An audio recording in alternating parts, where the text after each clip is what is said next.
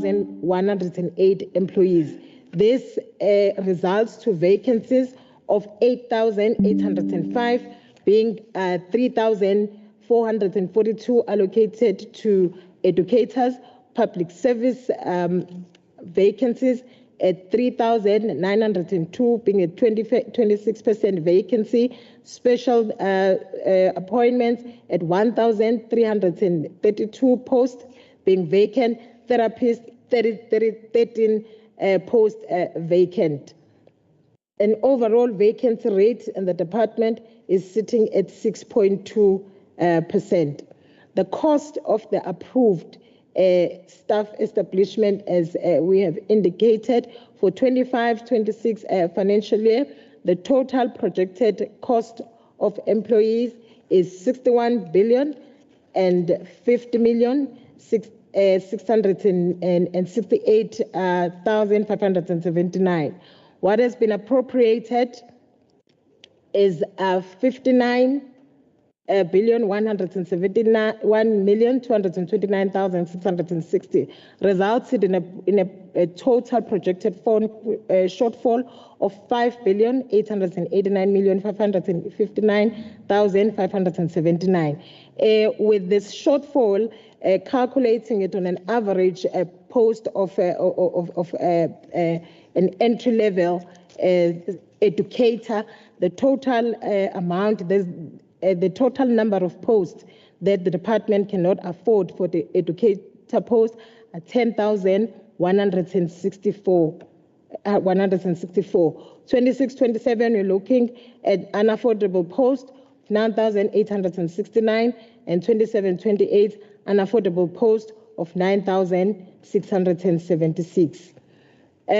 We are presenting also what was currently the status at the 31st of December 2024 with the total number of employees that were in the system. The budget for 25-26, the requirement is 56,540,024,330.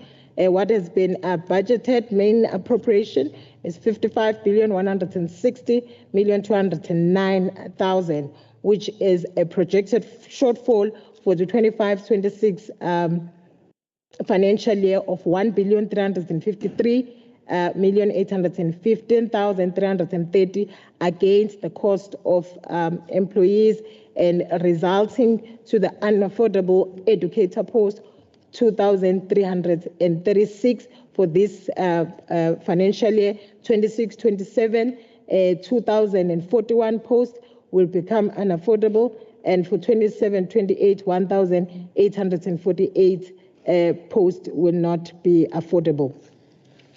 The impact then of the budget cuts is showing in terms of the shortfall already that is being indicated of 1.3 billion, which means that then the department does not have sufficient funds to cater to pay for the currently filled position in the system now. This is mainly due to those budget cuts attributed to the fiscal consolidation, the budget reductions that are implemented due to the public service wage freeze against compensation of employees. The department will have to review this and effect a portion of the budget cuts against other categories. This reduces the operation budget as the increases in percentages are going to the COE. Further impact of the budget cuts is the overspending against the COE. It leads to reduced operational budget, which will affect the payments to departments, by the department to service provider and other departments, and the department will therefore be in breach of the contracts with the service provider, and the department will also not be able to pay the service providers within the specified time. Unaffordability of educators and support staff renders the department unable to fill the approved fixed establishment, resulting in insufficient support staff at schools and administrative offices.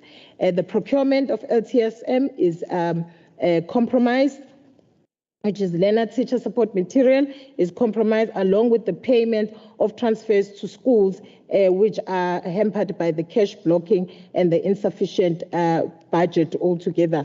The subsistence and traveling cost has been limited, therefore restricting the schools' monitoring by district officials.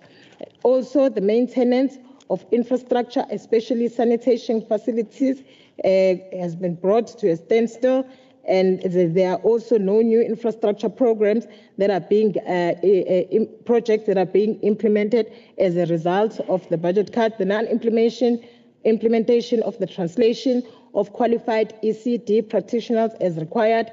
Training programs have been reduced and cannot be fully implemented as per approved business plans. The transfers to schools, the schools' norms and standards funding cannot be increased at this rate, and the department has been paying this rate for over 15 years as a result of being unable to increase the norms and standards.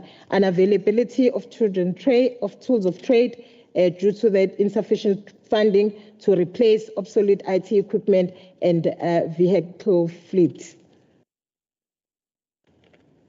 When we are looking at the norms and standard, this is the national recommended norm for 25-26. Quintile 1, 2, and 3, a recommended norm of 1,748 per learner has been approved, have been recommended. Quintile 4, 876 per learner, and quintile 5, 302 rand per learner. The department is currently paying 955 rand per learner for quintile 1, 2, and 3, and it's paying 522 per learner for quintile 4, and quintile 5, 179 rand per learner.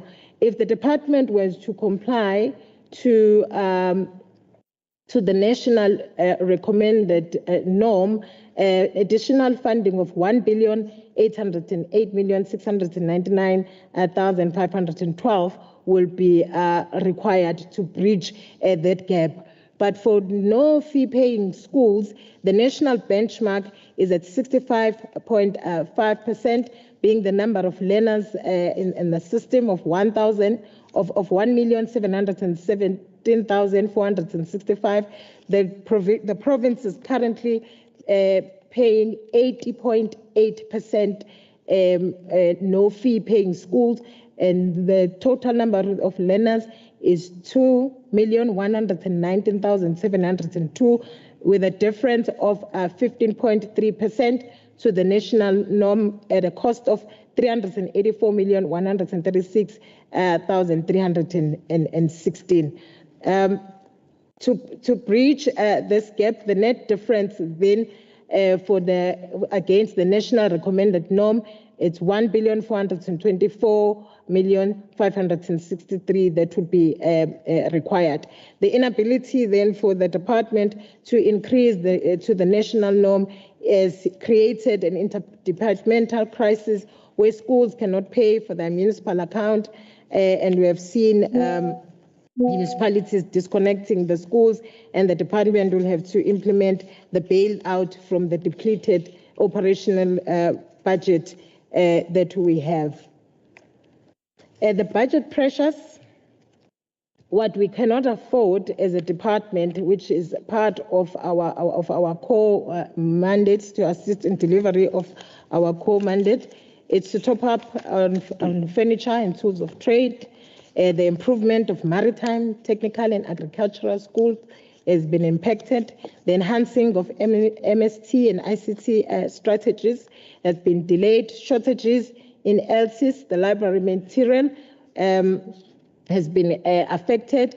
Encouraging school sports, arts, and youth program has also been impacted. The appointment of cleaners as security in state schools is the department is unable to appointment of educators and administrative support staff, the translation of ECD practitioners that are qualified, assistance to schools for domestic accounts, the wage agreements and pay progression, and the providing of learner transport.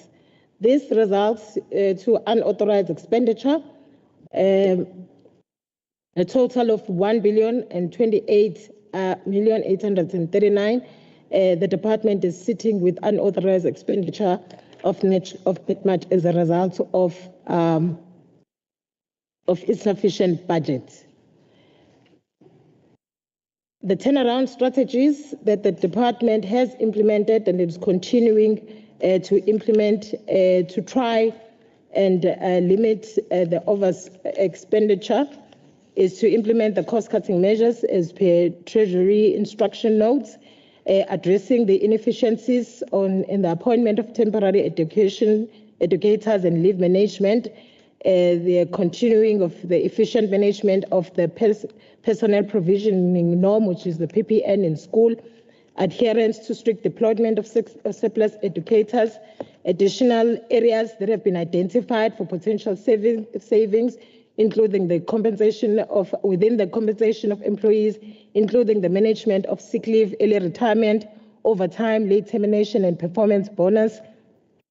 The effects of staff terminations done timelessly to control debt, the control of S&T in terms of limiting kilometers, the use of government venues where practicable instead of private ones, control of overtime in line with the 30% policy implemented on PESAL, the limiting or determination of implementation of new infrastructure projects, excluding those that are from the grant funding.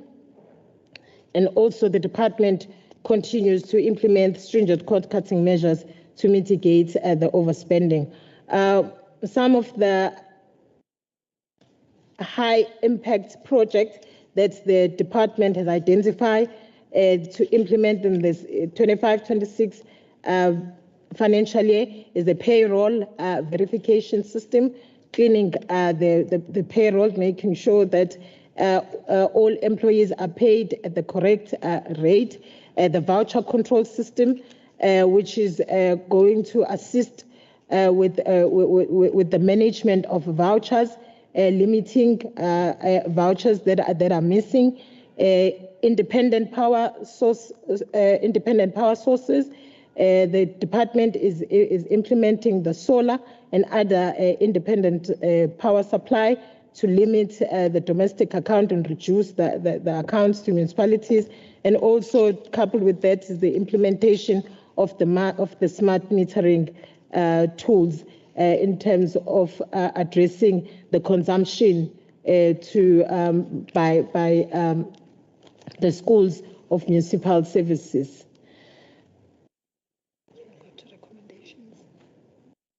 The recommendations, it is recommended that the committee notes the required growth for the compensation of employees over the MTEF period, which the department must fund within its baseline to cover the increased housing and medical aid costs and to maintain the PPN.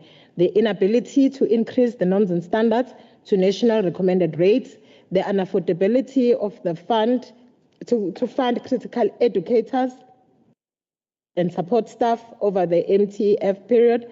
The approved structure is severely underfunded. The challenges is highlighted by the department and the implementation of the turnaround strategy. Thank you, Chair. Thank you, Mrs. Mlaba.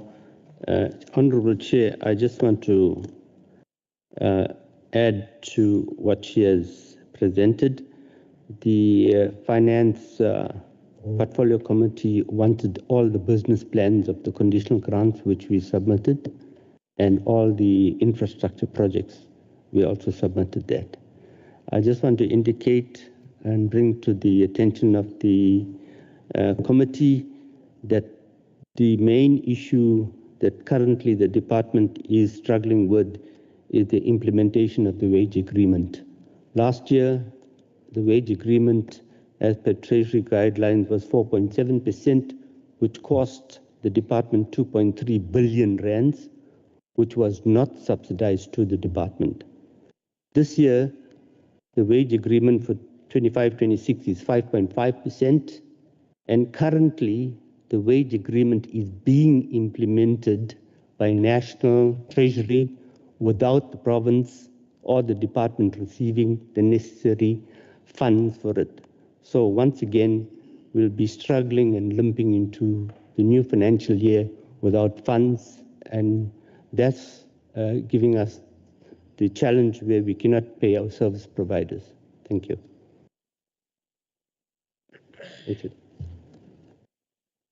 Okay. Chair, I think the other contextual fact that I want to clarify before the committee on schools norms and standards, that is transfers to schools. The presentation shows that the national norm is 1,700 per learner, and we are paying 955 per learner. But even there, we're struggling to pay because of the budget cuts. We're struggling to pay even that 955.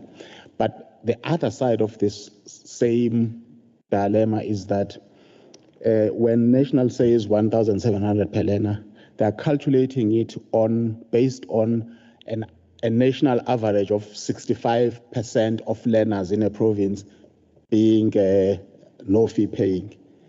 The province is funding more learners than that 65% average. We're funding between 80 and 85%, and our presentation shows that our no fee paying learners amount to 80% of our learners, which is above the national average of 65%, and those are some of the things that put us at a disadvantage. Thank you. Okay, no, thank you so much, MEC,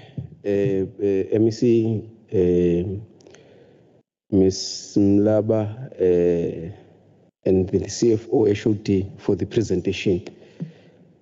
Of course, we are going to take honorable members to interact with the presentation. We'll start with Honorable Tex, Honorable CQ, Honorable de Klerk, Honorable Nae, and then close with Honorable Seme.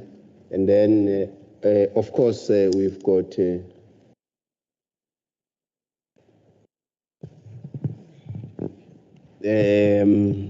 I just want to limit for now. I see Honorable Mbata. I think is a finance. Yeah. We'll give you Honorable Moyo. It's just that this Mbata. So we'll give you Honorable Moyo. And then we'll give also Honorable Ishana after Honorable Moyo. Yeah, in that order. Probably before you start, Honorable Dex, we'll assess if there are just too many questions, would end and then give the department to respond, but we'll assess. Honorable Dex. Thank you, Chairperson. No, Chairperson, I won't ask many questions. I'll ask one question. So much was said this morning, so I will not go through all of it because it's clear that this department is going to be in serious problems this financial year because just that wage agreement alone, it's not going to be subsidized by National. Then they're going to take some of the funding from the department that must be used somewhere else to fill that gap of the wage increases. Then it's going to put this budget completely out. This budget is completely out. That's just the first comment I want to make. The Chairperson, we are going to argue from next week in the debate. There's some controversies where we're going to argue very strongly against these austerity measures, because it's proven throughout the world. Austerity measures have never ever worked wherever it was implemented. They think by cutting spending you want to get yourself out of a problem. You are not going to get yourself out of problems. You will never even grow the economy of this province with this austerity budget. It's an austerity budget which we will never support. And we are going to argue our points very, very clearly and strongly why austerity measures is not good for any economy, for any department, for any government. We know there's those that support austerity measures, but we are not part of those that will support austerity measures. Now, I only have one question. This is a question. You have these current priorities that you have identified as and you have them listed here. Well, the one of the learner nutrition, well, that is then from national government will give you the grant, the monies for that. Then you have all identified qualified learners to be provided with learner transport. Then you got aging school infrastructure to be repaired and renovated. Then you have the safety of learners and education will be prioritized, which is security to schools, which you have said early on in your presentation that you cannot do it because you don't have the funding for security at schools. But these are your priorities. You've outlined your priorities, and in your presentation, all the priorities that you have outlined here, in your presentation, you say there's no funding for that. Then you say the department will invest more in teaching and learner service in classroom. You said trade of tools is not available. Provide support staff in special schools depending on budget availability. Now, I just want an answer on this here, on your priorities. With the current budget that you have presented here, will you be able to deal with these priorities that you have outlined? And the reason why I'm asking this question, because you are going to appear before the SCOPA this year. And at least if you tell us, you have your honest here with us and tell us, no, with the budget, we will not be able to meet these priorities of ours.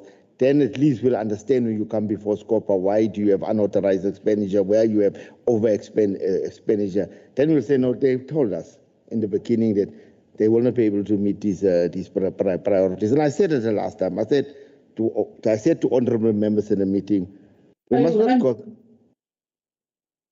I said to honorable members. My apologies, Honorable Dex. We've got a problem, MEC HOD. Your officials are connected here. We've disconnected a number of them that are not here. That they are sitting in office and they're disturbing us. We've been disconnecting them, they reconnect. You know, we've got a serious problem. Probably next time we're not going to share the link with the departments because these officials, now we've been disconnecting them. I think over 15 that we've disconnected, they reconnect and disturb us. I'm just raising that that issue. That is not allowed for officials, junior officials who do not come here to connect and disturb. You know, it's really, we've been disconnecting, they are reconnecting. But my apologies, Honorable Dex. No problem. Yeah, I said in the last COPA meeting to honorable members, honorable MPs, I said, no. Let us not approve budgets here that we know that these officials will put these officials in problems. We approved the budget, and when officials appear with us and we want to attack them and say to them, you have overspent, you have overspent here, you have done this, you have done it. When we knew when we approved this budget, when we approve this budget, we know you're going to overspend. We know you're going to use more funding for other, for cement, for other for priorities to cover wage agreements and all that. But when you become before SCOPA, then the honorable members will deal with you and attack you for these things there. So I said to honorable members, do not approve budgets here that you know that's going to put officials in problems. Then you want to fight with officials later on. So I want officials to be honest. I want officials to be honest with us and say, this budget is inadequate, we will not meet our priorities, then we know where we stand. Then we can work from there, then we know where we stand. But if you come here and present the budget and say, no, it's fine, we'll have to do and make do and work with what we've got, you're not going to make do with what you got, you're not going to work with what you have here. Let's be honest to honorable members that we have a problem. Tell the politicians we have a problem, or you don't have if you don't have a problem, tell us you don't have a problem. But we just be honest, because when we go to Scopan later on in the year, then we know at least where we started. We approved this budget that we knew that is inadequate. Thank you very much. Honorable CQ. Thank you, Honorable Chair. Greetings to the MEC, the HOD, and your entourage. Thank you for the presentation. I think we are facing a problem. I think Honorable Dex has raised some of the challenges that the department is facing that is beyond their control, like the cutting that we are being told from 21-22 up to now. And the MEC in his presentation indicated that some of the projects that they were dealing with, there was a cut in between, you know, that time that the projects are in motion. And those particular matters are the challenge to the department that they cannot really, is beyond their control, if I may say. You know, we are told about, even during the time of the COVID-19, these cuts, I think, and then you also come to these austerity measures, like cost containment measures, that the department is explaining to say that in order for them not to have over expenditure, they are trying to have those cost containment measures, of which they are not also sure whether it will really cover the gap they are having in the budget. And it's really a challenge. I think the departments must really tighten their seatbelt around these budget constraints that is being experienced by different government departments, especially education and health. And also, I was happy when the Honorable MEC was explaining the relations with the Department of Public Works. It was shocking because I think it's 2 times or 3 times when the Public Works is here. Maybe we want to check in the spirit of intergovernmental relations as well as interdepartmental relations, to say that these particular relations need to be strengthened, because the reports that were given by the Honorable MEC of Public Works together with his HOD, it was like the department is like undermining, you know, the working relations, because they indicated that in the failure of the department to pay as the service provider, Public Works, they have been trying to write to the department, and department is not responding. They have tried several times. But today we are hearing that this thing is not true. If it is not true, and the MEC is indicating that there is a proof, like letters written and so on.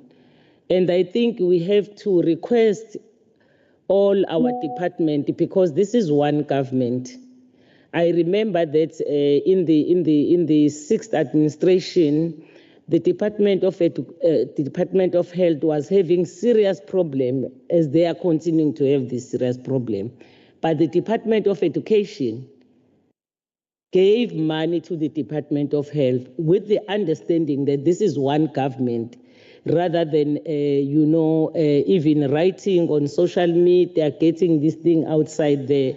I think it's really unacceptable, because, you know, the confidence of our people out there is eroded to say that this GPU is collapsing, because you can see that they can't discuss their issues in the cabinet, but they go outside, they write on the media and so on. Maybe, Honorable Chair, we must really request the departments to understand the situation they are in regard to budget constraints. Without without saying that the Department of Education must not adhere to the agreements, but the challenge here is around the issue of the budget.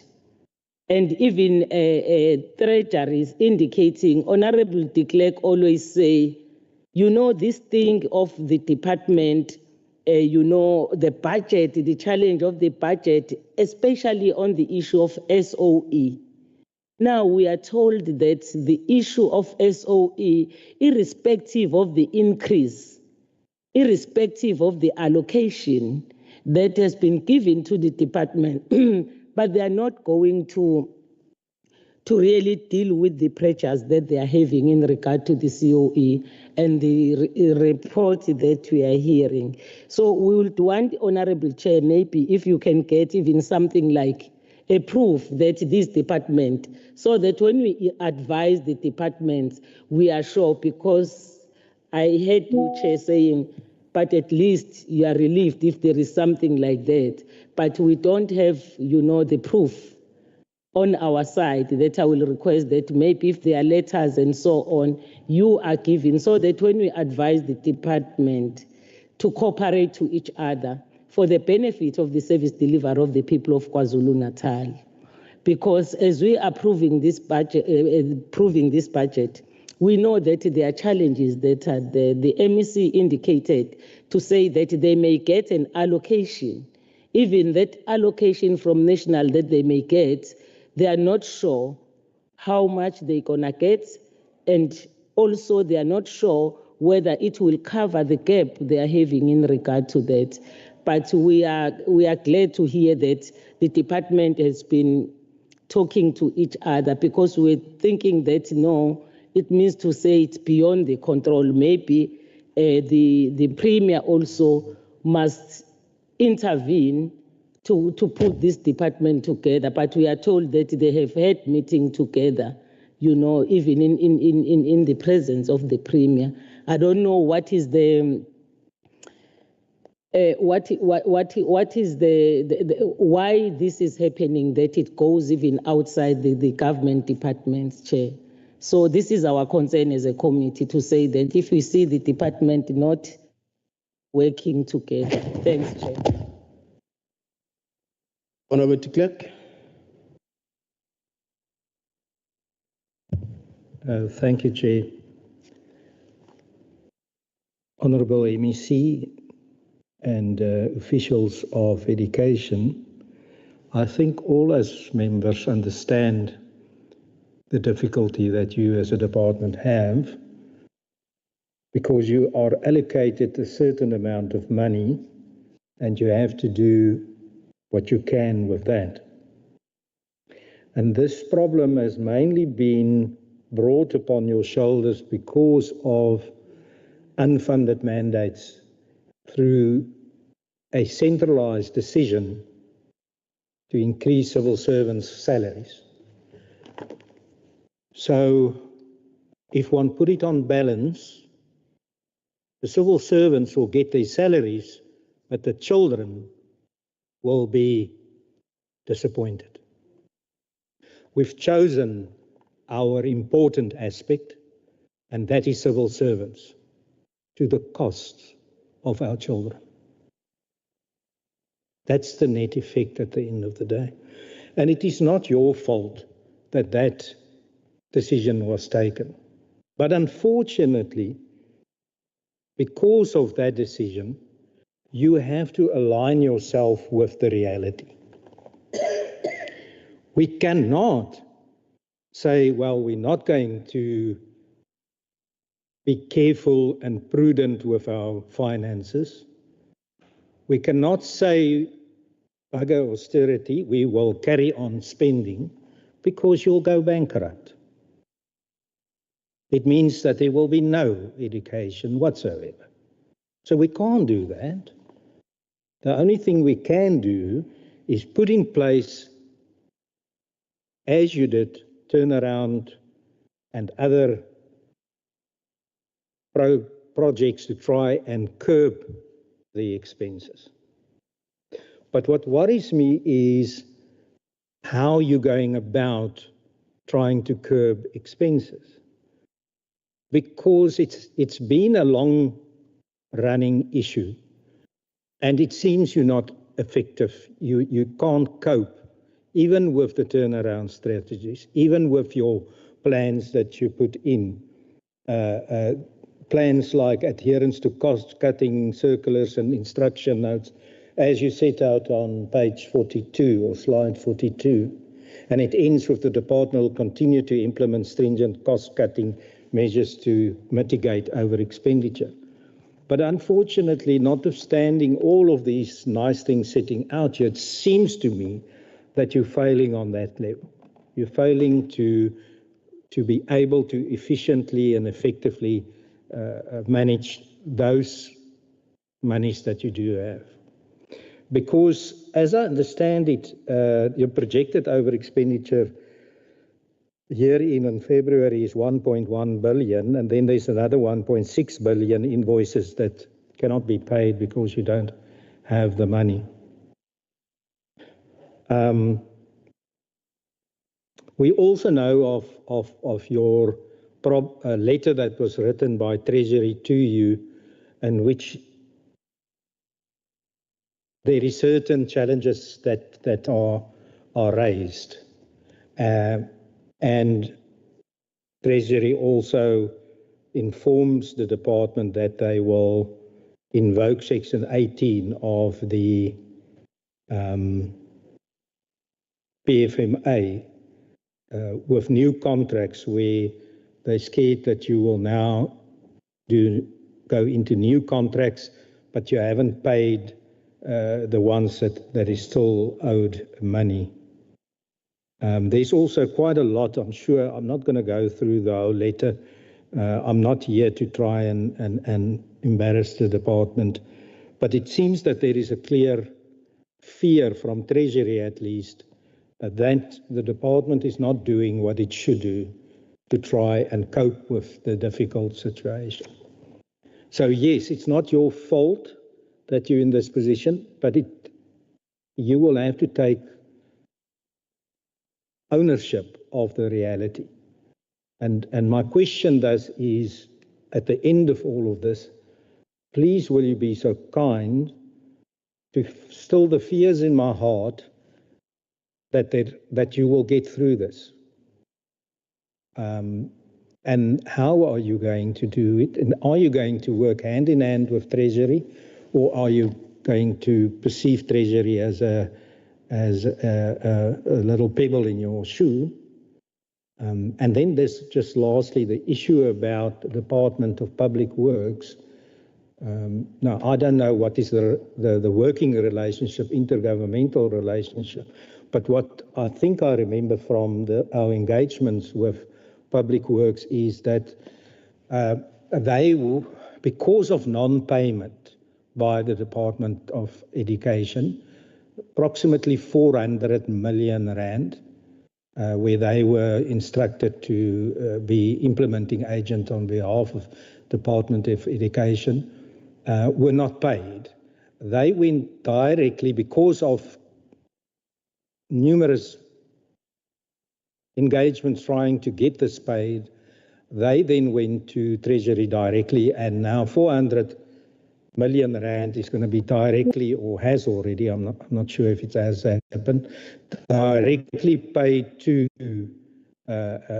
Department of Public Works because of the non-payment. So that means another 400 million is missing from your budget, if I understand it correctly. So I think it is possible, but I do feel that you are not doing enough. Please prove me wrong. Show to me from these existing measures of control of over-expenditure or the new measures, which one of them will be the most effective, and how will it affect this projected 1.1 billion over-expenditure and the 1.6 billion invoices that's not been paid yet. Thank you, Chair. I'm sure the questions are still manageable at this point in time. Thank you so much, Chairperson. Good morning to the MEC, HOD and your department, and to colleagues. Indeed, as a committee, we share sincere concerns about the Department of Education. And just a question firstly for the HOD. You mentioned that there has been funding issues and that you are funding above the national average of 65%. Perhaps just give us an indication of what you have done to address this problem. My understanding would be, given the financial pressure of the department, this would have been at the top of your list to address. Then secondly, I agree with my colleague, Honorable Lawrence, that you've tried a lot. Your plans to save are not in any way making a dent towards addressing the financial pressures of the department. So it brings us to the point of exactly where we are and what needs to be done. Now, the problem here that I'm seeing is that this is not something, the situation that you find yourself is not something that happened overnight. It took a long time to get here. And most especially, I'm looking at the last 2 financial years. The report says that you incurred just over R1 billion in unauthorized expenditure. Now, you do give us reasons for this, 2 major reasons, but certainly there are other reasons as well as to why you went ahead and incurred this unauthorized expenditure. And so one asks the question, what are you doing to prevent this going forward? Those officials that are responsible for signing off or overlooking unauthorized expenditure, what has been done? What measures have been put in place to deal with these? Because this is something that cannot go on. And something that's going to be detrimental to the department. Now, I did hear, MEC, that you mentioned the Intergovernmental Act. And I did a quick checkup. This is an act that promotes cooperation and relationship between organs of state within a sphere of government, and that would be you and Public Works. The Act also encourages departments that share responsibilities to develop implementation protocols, specific timelines, and funding arrangements. So in this instance, the question arises, what is the arrangement between you and Public Works? Now, I do remember that the Department of Education came before SCOPA not too long ago. And one of the questions that I asked was, how are you planning to stay afloat given the financial pressures that you have? And you mentioned that you will not be taking on any new projects. And so the question arises, will you be taking on any new projects now that you are owing Public Works a significant amount of money?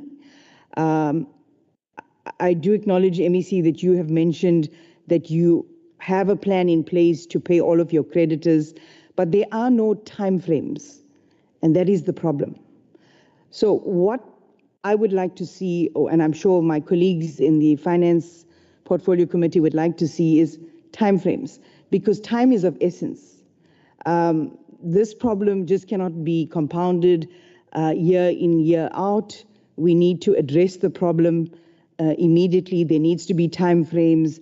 There needs to be a revised turnaround strategy as to how this problem will be resolved. And also I want to emphatically state, as much as we have the Intergovernmental Act that promotes cooperation, because ultimately we all want the same thing. We want our children of KZN to have proper education, and we want the Department of Education to run smoothly. However, there is still the Public Finance Management Act, and as a department, you have a responsibility to adhere to this act because we are dealing with public funds, not our own funds. So the act speaks to preventing corruption and misuse of funds, accountability, transparency, and so on. One of the issues as a department that you've had is the unauthorized expenditure. And so I want to implore you to please pay attention to the Public Finance Management Act, in spite of the pressures that you have and the need for intergovernmental cooperation. But you need to get the basics right in terms of dealing with how you comply with the FMA. Thank you, Chair. Thank you, Honorable Sami. Thank you very much, Honorable Chairperson. Greetings to yourself, the Honorable MEC, the HOD, and the officials, and the respective Honorable members. Honorable Chairperson, actually my colleagues have partially covered me. We are in a titus. The only thing I see here is only shortfall, projected shortfalls, the unauthorized expenditure of R1 billion and above. It's actually shocking. My questions will be simple towards this department. Are you going to be able to work around this budget? Is there any possibility of this budget being a success in the end? Because as far as I'm concerned, I see no way that we can work around this. And let us be honest, this is because of the GPU. The approved budget that we rejected as Umkhonto weSizwe Party.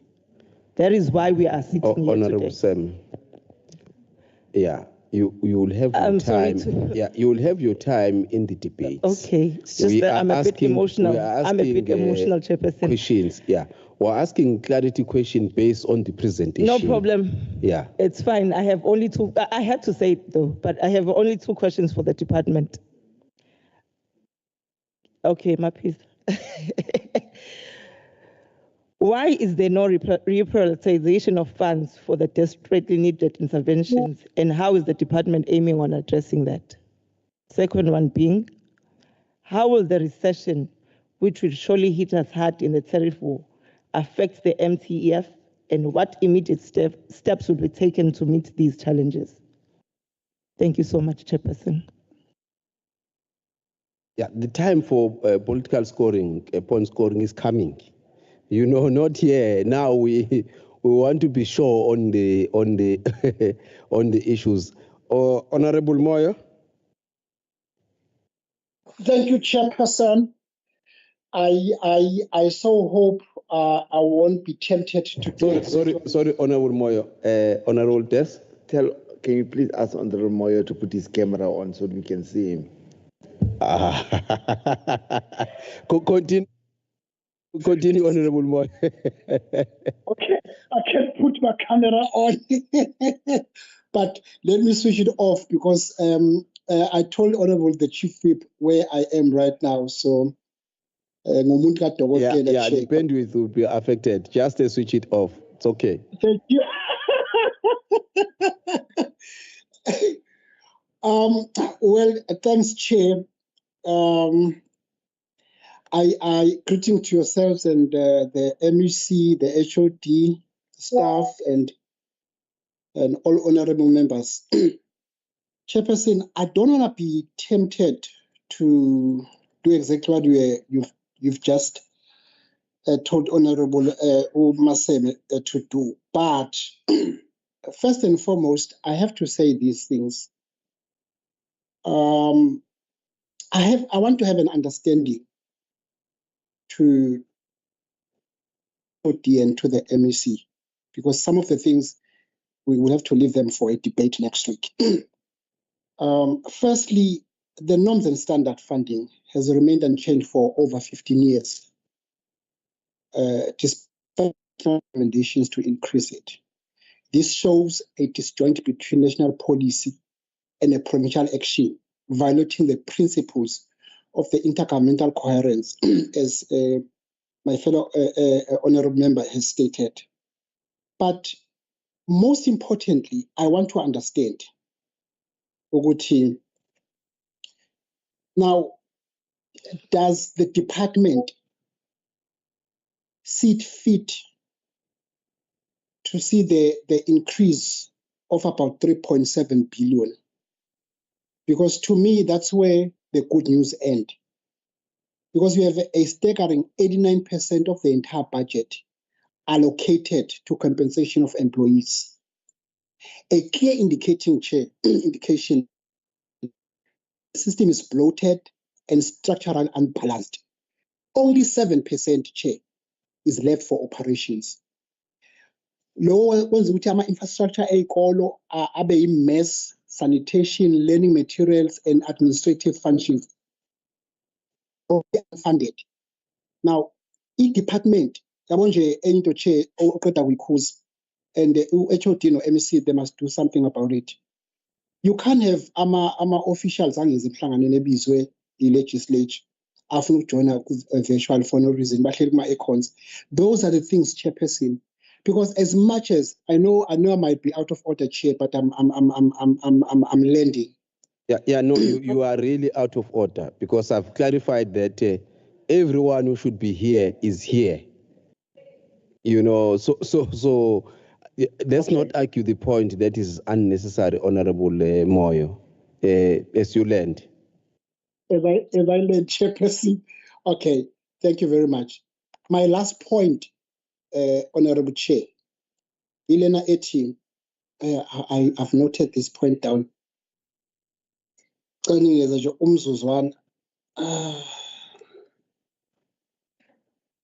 Now, so here's the thing. How can you speak of quality education when only 4.6 billion out of the 66 is unavailable to address all non-salaries commitment? This is an education system limping, not leading. Can the department lead and not allow these things that are happening? But some of the things, Chairperson will deal them during our debate. But this is a general betrayal, and not a general where we address the issues that are affecting Black child in this country, and it must come to an end. Thanks, Chair. No, thanks so much. I'm still urging honourable members really to be here in this meeting, not on the other, as we've been doing, asking relevant questions on the presentation. Honourable Ishana. Chair, sorry, Ishana is having a problem with her phone, but he just sent me a question to ask on her behalf. I'm not sure if I can do that through you. Yeah, she has indicated that she will speak and raise the issues on the debate.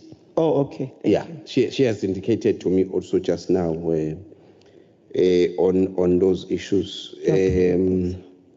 Because she was asking Honourable MEC and the team how many prefab classrooms and what percentage does it meet prefabs, yeah.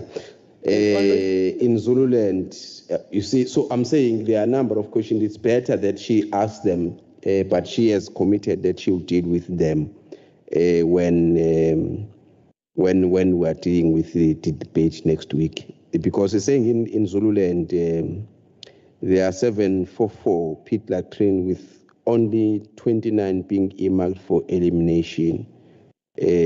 So she was asking in that kind of line, but I prefer, because some of the issues we can't put them in context. She is the one who would put them in context, that we do, as she has requested, that she will deal with the issues on the debate. Otherwise, I think we've exhausted honourable members. We can then allow you, Honourable MEC, you'll indicate who will deal with what HOD. It's up to you and your team. Thank you. No, thanks, Chair. Also, we want to welcome the input from the honourable members. I think I will request HOD to deal with issues of unauthorized and how we spend, and the also of budget. I will then come back later.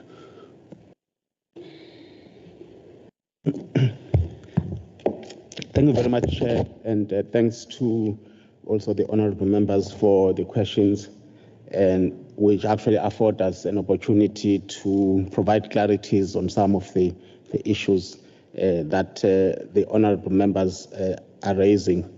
If we start with the honorable Dirk's matters that he is raising, our presentation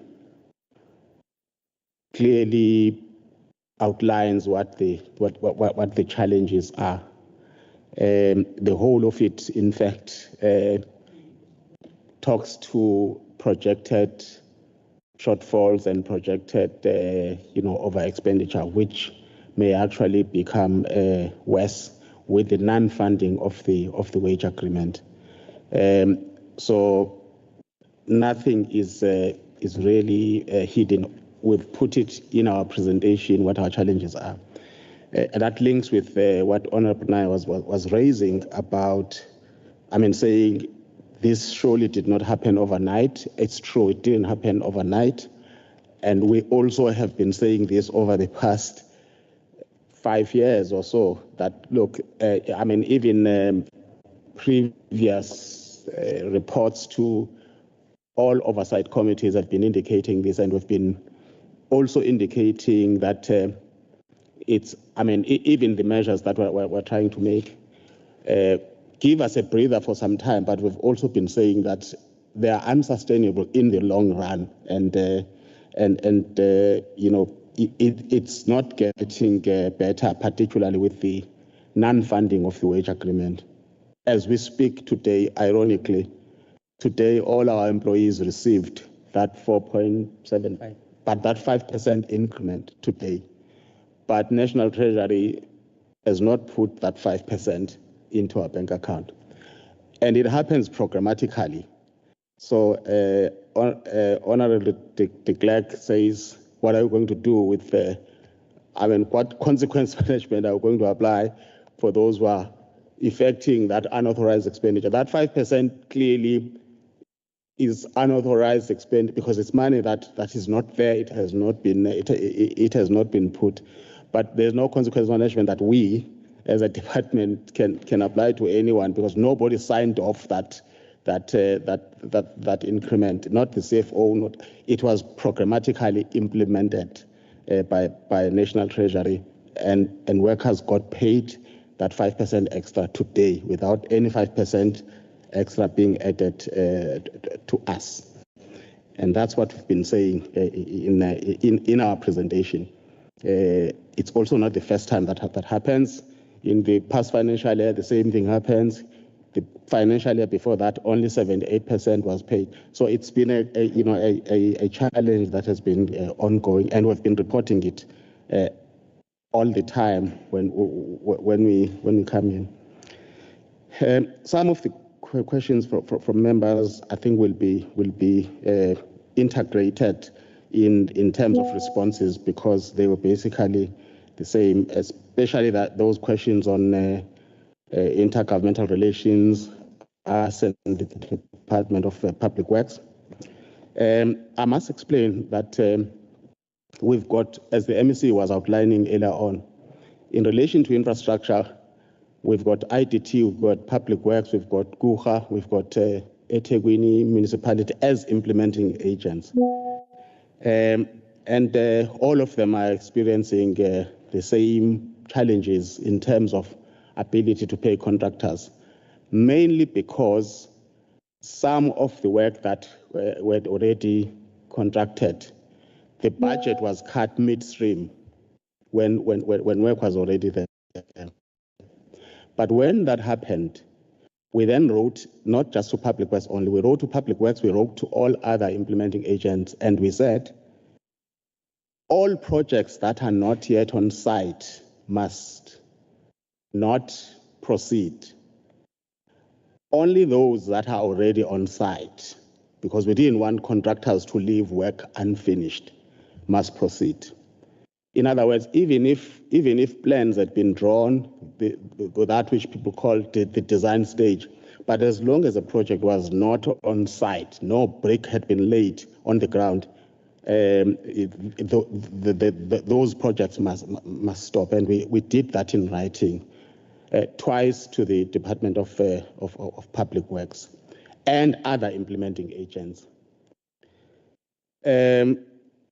Secondly, ourselves and implementing agents, all of them, including the Department of Public Works, we have meetings monthly at operational level where challenges are discussed. And those meetings are not meetings of junior officials. I mean, those meetings are attended by our DDG, for example, who's in charge of infrastructure. And all those things are discussed on a monthly basis, and even challenges, and we resolve many of those of the challenges that are there through those monthly meetings. For example, when an invoice comes, whether it comes from KUHA or Public Works, we have an obligation as a department to check whether, before we pay, to check whether the project or the stage that is said to have been completed has indeed been completed. That's what the Auditor General also requires of us, so that we pay having verified that the work has been done. And where work has not been done to our satisfaction, but the invoice has actually come, it's normal that we would say to our implementing agents, including the Department of Public Works, that let's correct this and that and that, let's correct this invoice. And some of the invoices go back to them for correction, not just Public Works only, all other implementing agents. And they then seem to count even that time where it's not us, it's the verification process that is causing the delay. They don't count it as if it's time that maybe the Department of Education doesn't want to pay. Of course, we have problems, we have challenges, and it's not a hidden thing that we have challenges. But with infrastructure, because we have a grant, when tranches come from National Treasury, we pay. In fact, we can disclose here. We've disclosed in our presentation. We actually prioritize Public Works. With the legal that we get, we prioritize Public Works, as a sister department, and we've been doing so many times. And where we have a problem, those problems are laid out in terms of challenges in those monthly meetings, as well as we actually report what the problems are at the level of the provincial executive committee. But nevertheless, we have scheduled a meeting to discuss these specific things with the department, with the head of department for next week. What happened was unfortunate, but we don't want to get into that. We want to deal with it outside this meeting, with our counterparts in the Department of Public Works. The question of norms that have not been changed, that by Honorable Moyo, tied together with Honorable Day's question about 65% of learners. I think Honorable Moyo's question saying the transfers to schools, the norms, have not changed for the past 15 years. It's actually correct that for many years we've been at this 955. And part of the explanation that I was giving, there are two things. It's our budget. That is not enough to cover at 1.7, that is the national norm, all the learners that we have. One of the reasons why we can't cover them is that we've got more schools that are no fee paying than any other province, percentage-wise. And Honorable Mayor, that's why I was saying what has to be taken into account as well is that nationally, you would find that a province has 65% of schools not paying fees, which means the other 35% parents are paying.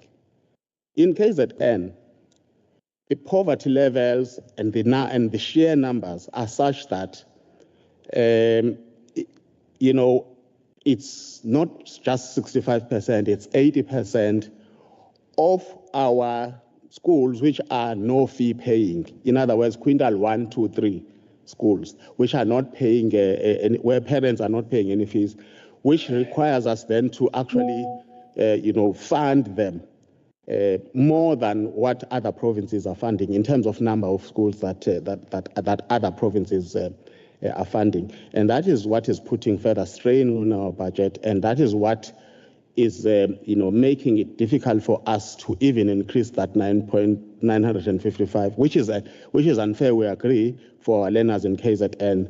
But there is nothing we can do unless we get a financial cash injection, you know, to actually be on par with what other provinces are paying per learner. Reprioritization of funds, as Honorable Samuel was asking, reprioritization of funds. I think in the presentation we are showing what we are trying to do to create savings, but we have to be honest and say, whatever we will save, it's not in saving, it's basically improving our own inefficiencies. And whatever comes out of that improvement of our own efficiencies is not enough to cover the shortfall. In fact, is far from being able to cover the shortfall. Why are we not reprioritizing, as Honorable Clerk was asking, you know, some of the projects and stopping some of the projects? The challenge with education is that, you know, we are not, I mean, we don't have projects that could be stopped because the projects that we have are financed in the main from conditional grants anyway, because our COE, I mean our equitable share is just not enough to cover everything that we have. But even those conditional grants in terms of infrastructure have been cut, and other conditional grants also have been reduced as well. So the main problem is COE. Now, if we reprioritize money from COE, the implication is that we must reduce our numbers. We've already reduced numbers because we're running, you know, with a skeleton staff on the public service side, on the administration side. Now, if you are talking about reducing numbers, then you would mean we must reduce the number of teachers. The difficulty with reducing the number of teachers is that the curriculum that we're now offering has expanded and has diversified to the extent that most of the new subjects that are taught today, which were not taught even 5 years ago, require smaller numbers, basically, which means you should be adding the number of teachers rather than reducing them. But we're not adding the number of teachers. We are remaining with the same number of teachers that we've had for the past 15 years. In spite of that, of not adding numbers of teachers, because of things like the non-funding of the increments over years, we are now unable to afford even those numbers that we have kept for the past 15 years, because the expenses, the wage, the increments keep coming with no funding, which means our level of affording the employees that we have, you know, it keeps worsening. If we were the private sector, would simply reduce the numbers to be able to cut that. But you know, it would be really a challenge, because it would then cause education to come to a standstill if we did that. I think I've covered, you know, all those issues that were raised. Thank you.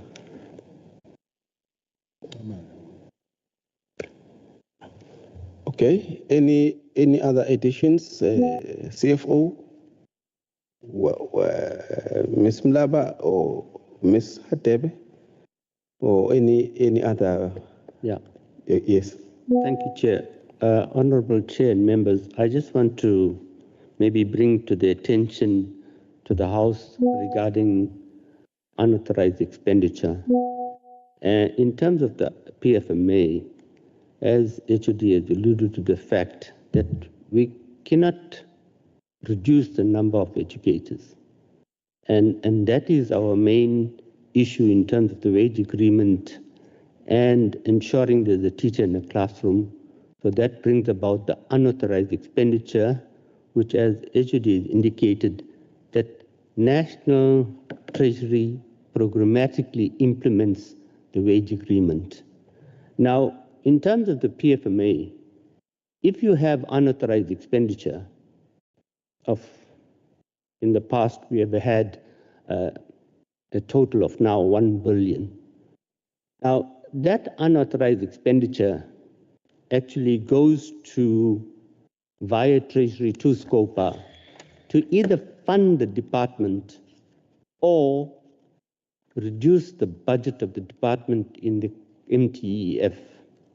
We have argued with Treasury that in order for us to have sufficient cash to pay our service providers, that unauthorized expenditure of 1 billion rand should be paid back to the department as cash, not as budget, but as cash, so that we will be able to manage to pay our service providers. But the decision was taken, and we fought hard in terms of a number of times to convince SCOPA and Treasury not to cut the budget of the department further, which they have did now by another 135 million rand for the next 5 years. So our appeal to the Finance Committee is to find out how can that unauthorized expenditure be paid back to the department as a cash injection to assist the department. That's the only way, Chair, that the department can survive going forward in terms of the 1.1 billion that Honorable de Klerk mentioned that we have as a bank overdraft.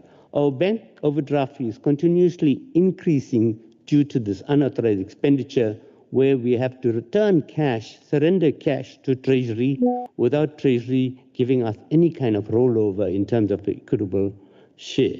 So the second reason is that, as HOD also mentioned in many oversight bodies, that your budget for COE, for example, last year was about 53 billion, but you weren't paid the 2.3 billion wage agreement. So now your 5.5% is based not on 53 billion, but on 55 billion. So that further increases the amount of unauthorized expenditure the department experiences, and that is going to go into a cumulative effect in terms of the MTEF. And soon we will have a huge bank overdraft. So Treasury, we have been working with Treasury, Honorable Chair, in terms of a recovery plan, and we are still working with Treasury in terms of every advice the Treasury has given. And the department is also working with all the inefficiencies that have been mentioned by Treasury, and currently we are working with that, but as HOD has indicated, that 97% of it goes to pay salaries, or 93%, you're only left with 7%. So I just want to, as CFO, indicate it's really a difficult task to balance the books in terms of cash flow, just besides budget issues. Thank you. Honorable MEC. No, thanks, Chair. I think, Chair, it is Linda.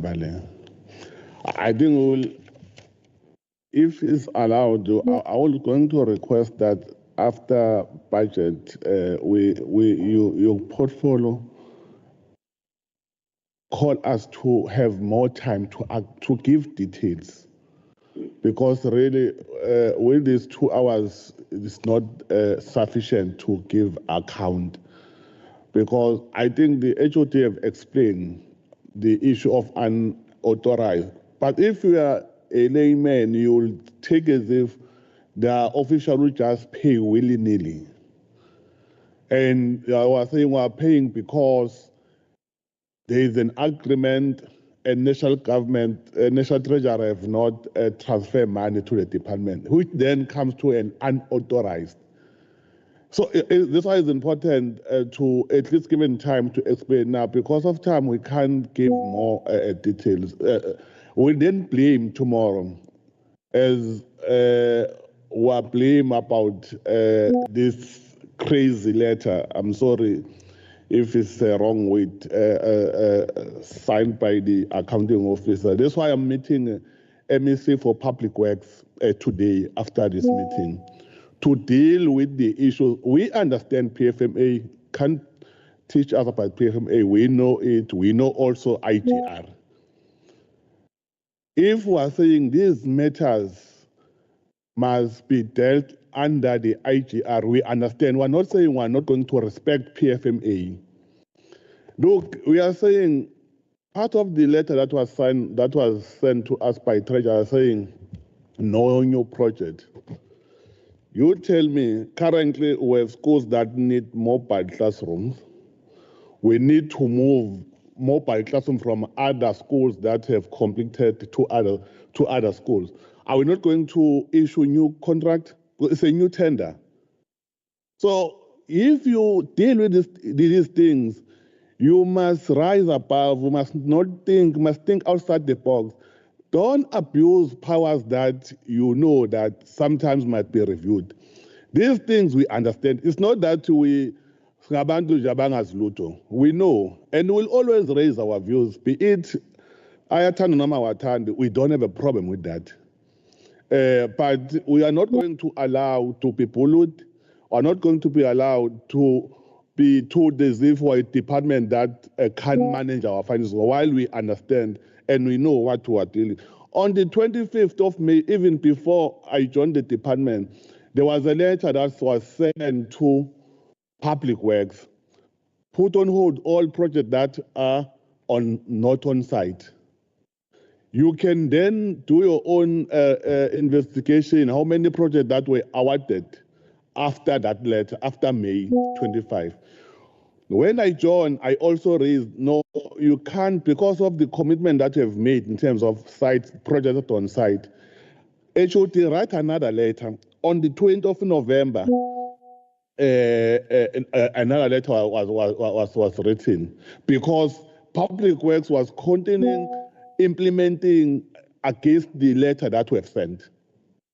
Now, when there are challenges now, we're told as if now we don't manage our.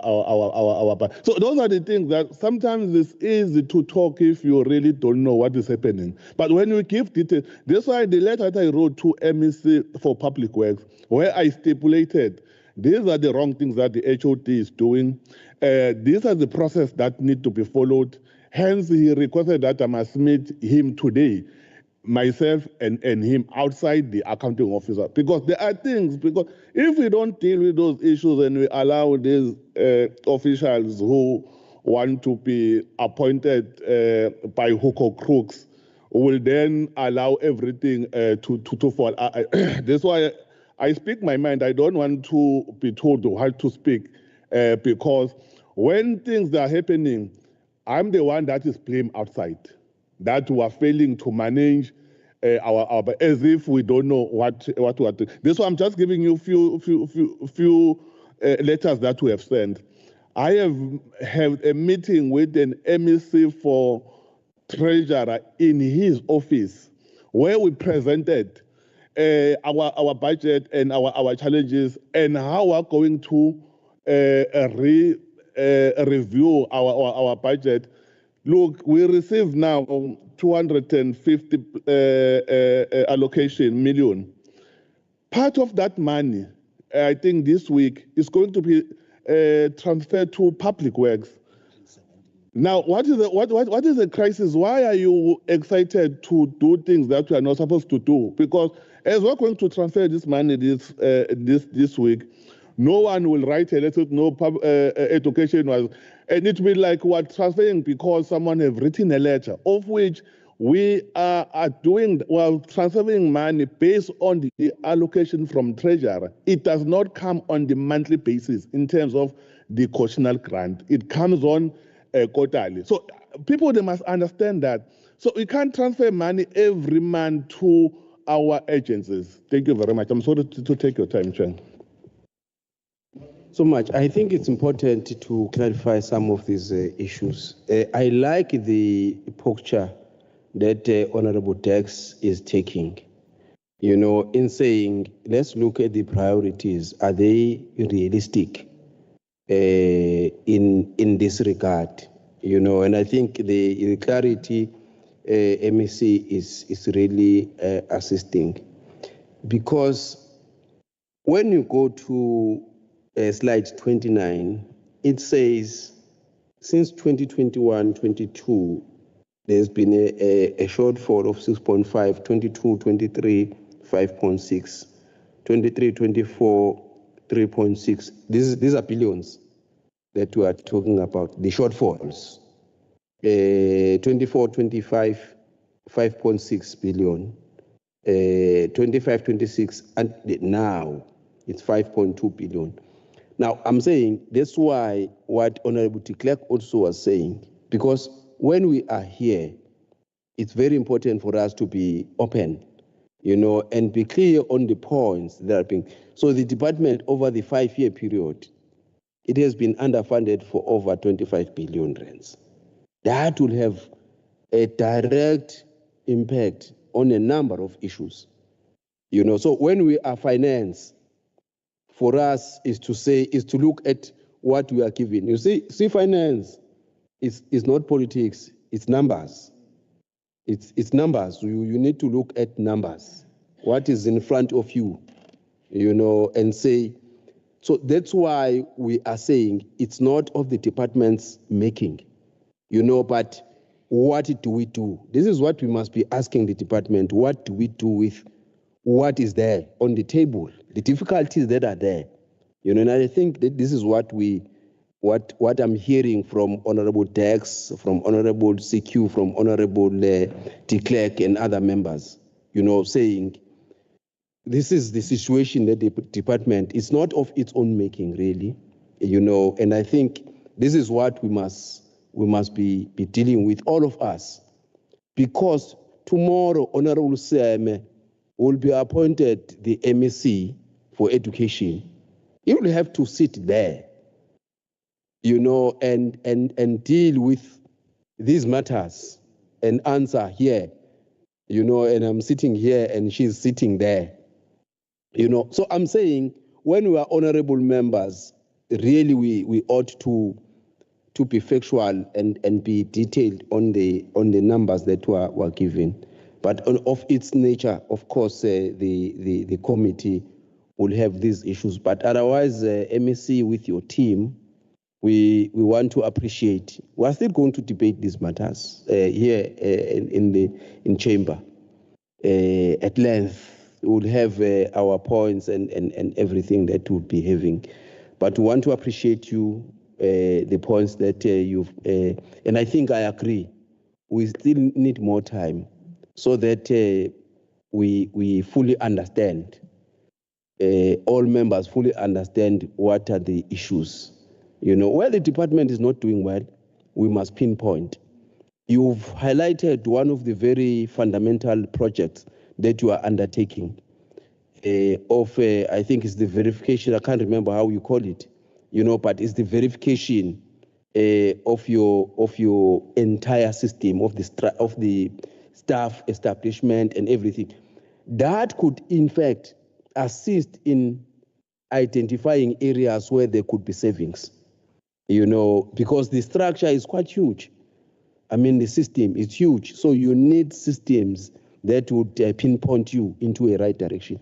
So I think we'll be monitoring those processes very closely, so that they help the department. Otherwise, thank you so much. The meeting is adjourned for 5 minutes. Thank you so much.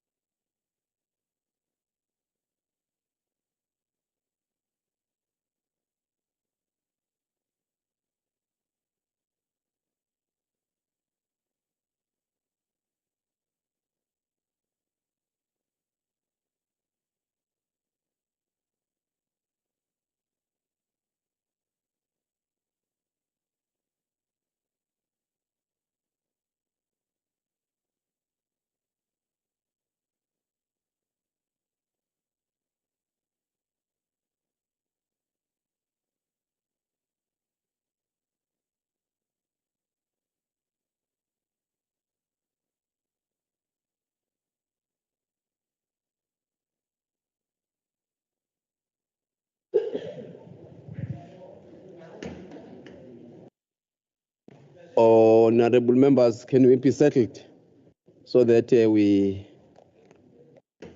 resume our session? If we can be settled. I know even honorable members that are on the online platform, they are reconnecting.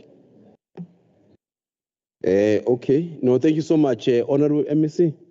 We appreciate your presence with the HOD and your team. I'm not sure if the entity is here. ATA is here. Aye. Ngathi khamba kahle. Shuthi into zethu zikahle kakhulu. We appreciate your presence. Honorable members, we see the chair for the portfolio committee also for agriculture. Chair, with your team of honorable members, you are most welcome also into this session. We've been meeting since 8 o'clock. We've been here. So sithanda ukuba fit impela nje. We are very warm on issues. We really appreciate. We've already adopted our agenda. Now we are on item number 7, which is the presentation for vote 3, agriculture and rural development. We'll take it together with the agency, ATA. So we'll take both presentation. But we'll start with the Honorable MEC, who will give us her opening remarks, and then we'll then take the first presentation, and then the second presentation, and then we'll then do the discussion all together. I think that should be in order, honorable members, if we agree. I think that's how we will then proceed. Honorable MEC, appreciate your presence. We will give you your time. We will not give you limited time. It's going to be up to you how much time you want to do your remarks. Over to you. Thank you, Honorable Chairperson, honorable members, Chairperson of the Agricultural and Rural Development Portfolio and the HOD and the Chairperson of ADA, Mr. Kumbi, and then the officials from the department as well as ADA. We are humbled that we are appearing in this committee, understanding that there were some issues that you raised, and we've tried to correct those issues, but we are also open for other ideas that you might come up with.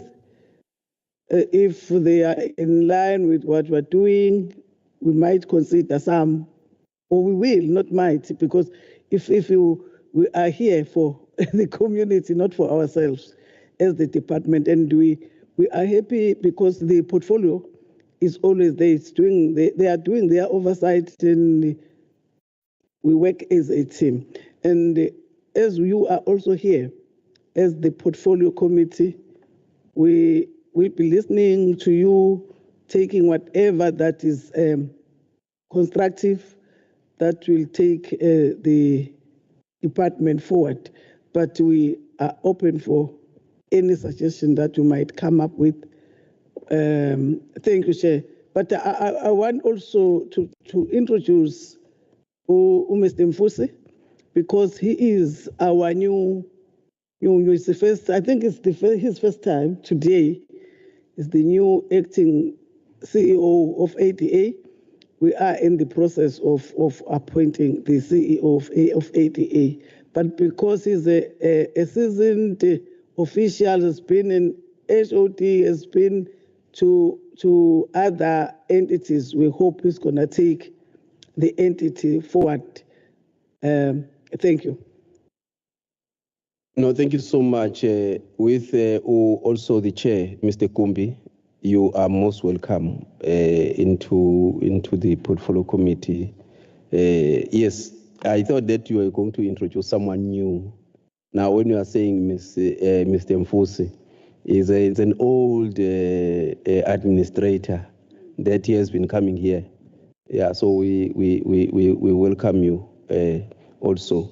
On HOT, we are going to then to give it to you. You will then guide us whether you do the presentation or you will give it to the CFO.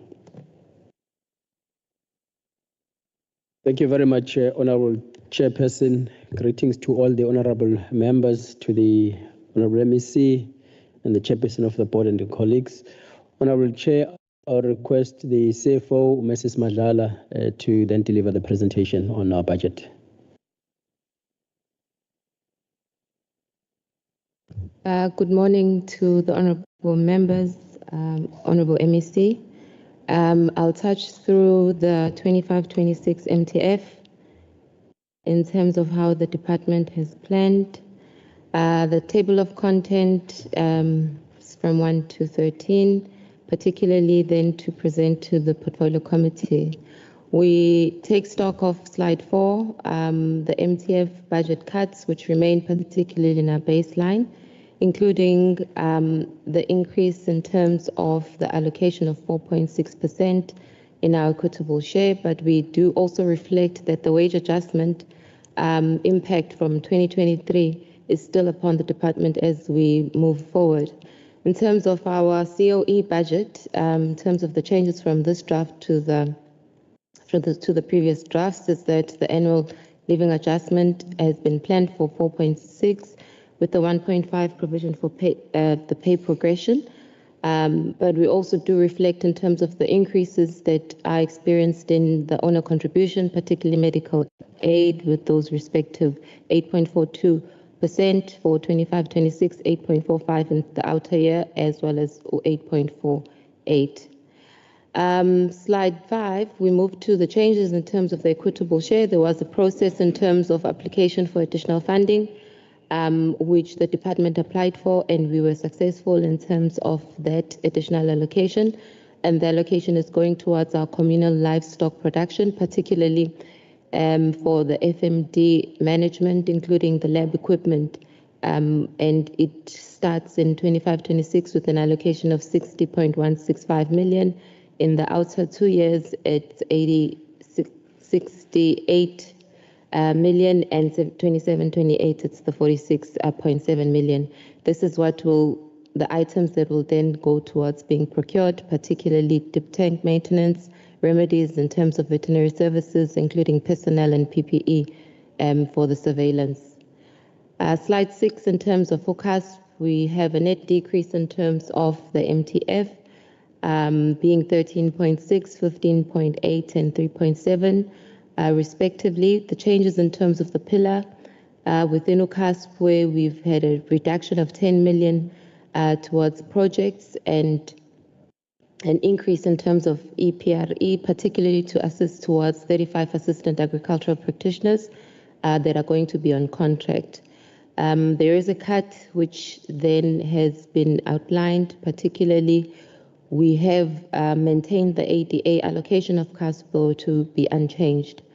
Most of the cuts for CASP has been reallocated to the national, particularly to augment the funding for the blended finance scheme, which is partly a move towards the private partnerships arena or arm that is being managed. Ilimaletsima, we've got an increase of 7 million, 8 million, and 3.9 in the outer years.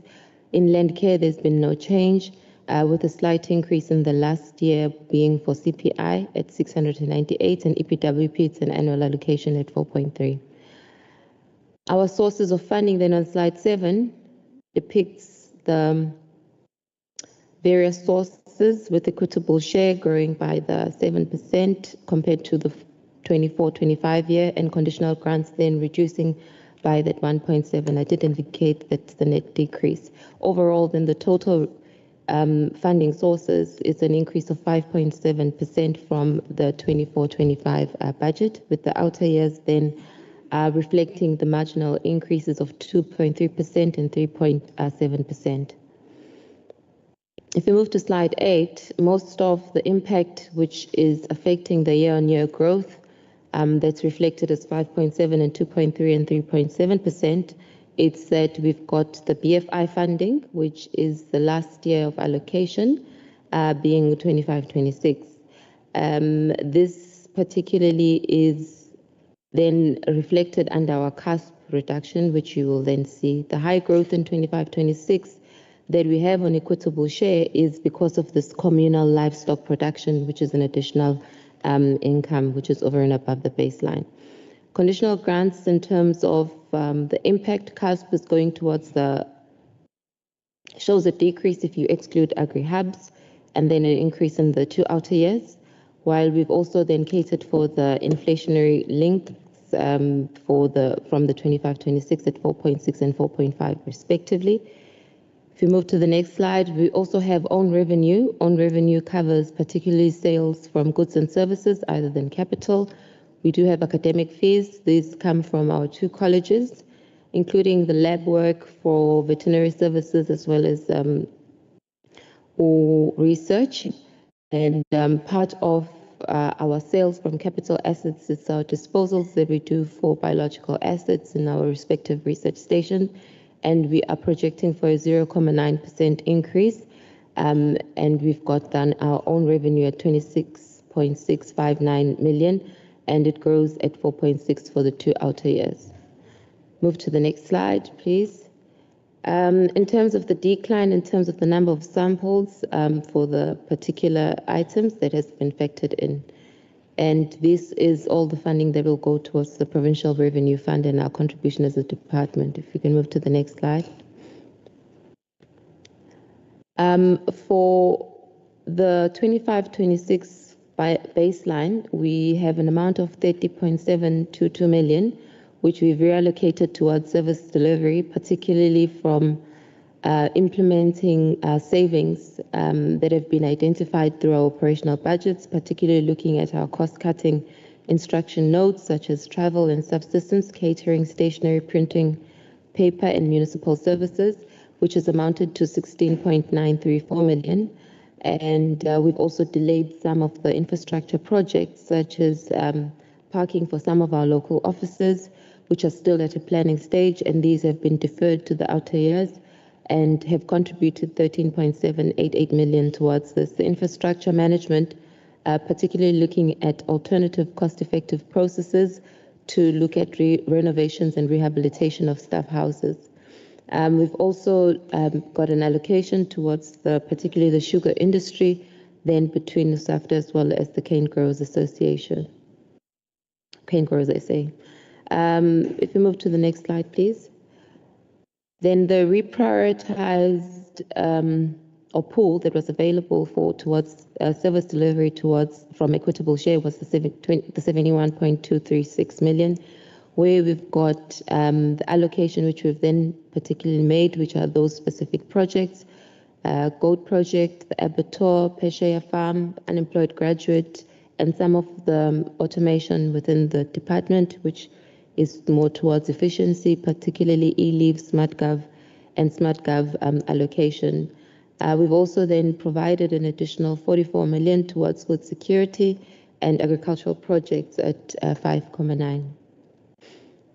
The allocation per program is then on slide 13, which does depict then program 1 at 751,834, and program 2 at 1,898,601, program 3 then at the 107 million, and that is particularly the breakdown. The reason for that reduction in program 3 is because of the agri-hub allocation reduction. Particularly, if you skip slide 14, we'll go to 15. The economic classification then looks as follows, where majority of the portion of the 2.757443 billion, 1.336525 is then going towards COE. We've got transfers and subsidies where you'll find the allocation for ADA, and they will deliberate on that later. But we've also got transfers to public corporations as well as municipalities, and the payment for capital assets then is at 229.996 million. Most of, on slide 16, when we look at our goods and services, particularly, we've got the year-on-year growth at 11.6%, 15.5%, and 4.3%. And the growth is impacted by the Ilima Letsima grant, which was previously cut significantly in 24-25, and then it shows that we've got a 51.1% increase in that particular grant for the 25-26. We've got the additional funding from the communal livestock improvement, which I reflected on earlier, which is the 60 million. And then we've got directly funded projects, which we've included under goods and services, particularly, and then we will clarify the outer years once the process of application has been concluded and projects are finalized. Mainly the transfers that is for unplanned staff exits is part of what affects our transfers and subsidies, and building and fixed structures, largely agri-hub allocation, including our own departmental projects for the local offices that we've got. The next slide, 17, machinery and equipment baseline is low due to the cuts which we've implemented, particularly in the replacement of the vehicles, where that's the main focus, which we've then allocated the 76 to deal then with the lab equipment. It's about 21.9 million. Vehicles, 21.8. Farm and agricultural equipment, 10.3 million. Office and departmental offices across, it's 2.1, and the desktop at 6.9. The next slide depicts the movements which we've had in the conditional grants, and we've excluded the agri-hubs from the original CASP allocation, so that it provides a clear picture in terms of the reduction to CASP being 3.5% if you exclude the agri-hubs, and then the allocation for the agri-hubs is at 58.2 in the 25-26 financial year. I've spoken to the Lima 51.1% increase, and land care then, as well as the EPWP. The main move as we report more on EPWP is that we will likely see the conditional grant then improving in terms of allocation, as we're seeing that significant increase. Slide 19, I've already covered this in terms of the narration. Then we'll move to slide 20, which shows our infrastructure. In the main, we've got contribution towards the existing infrastructure, which looks at the maintenance and repairs, including upgrades and additions and rehabilitation or refurbishments.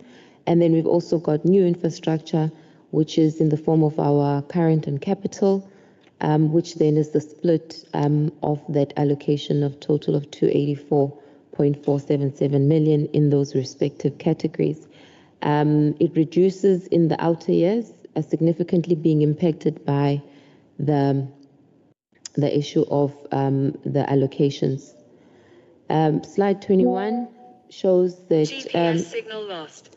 The maintenance and repairs. Then we've got a component which is minor works component, which addresses the minor repairs and maintenance across the province, and we've allocated a portion of this then to the districts and research farms and colleges to attend to the urgent repairs.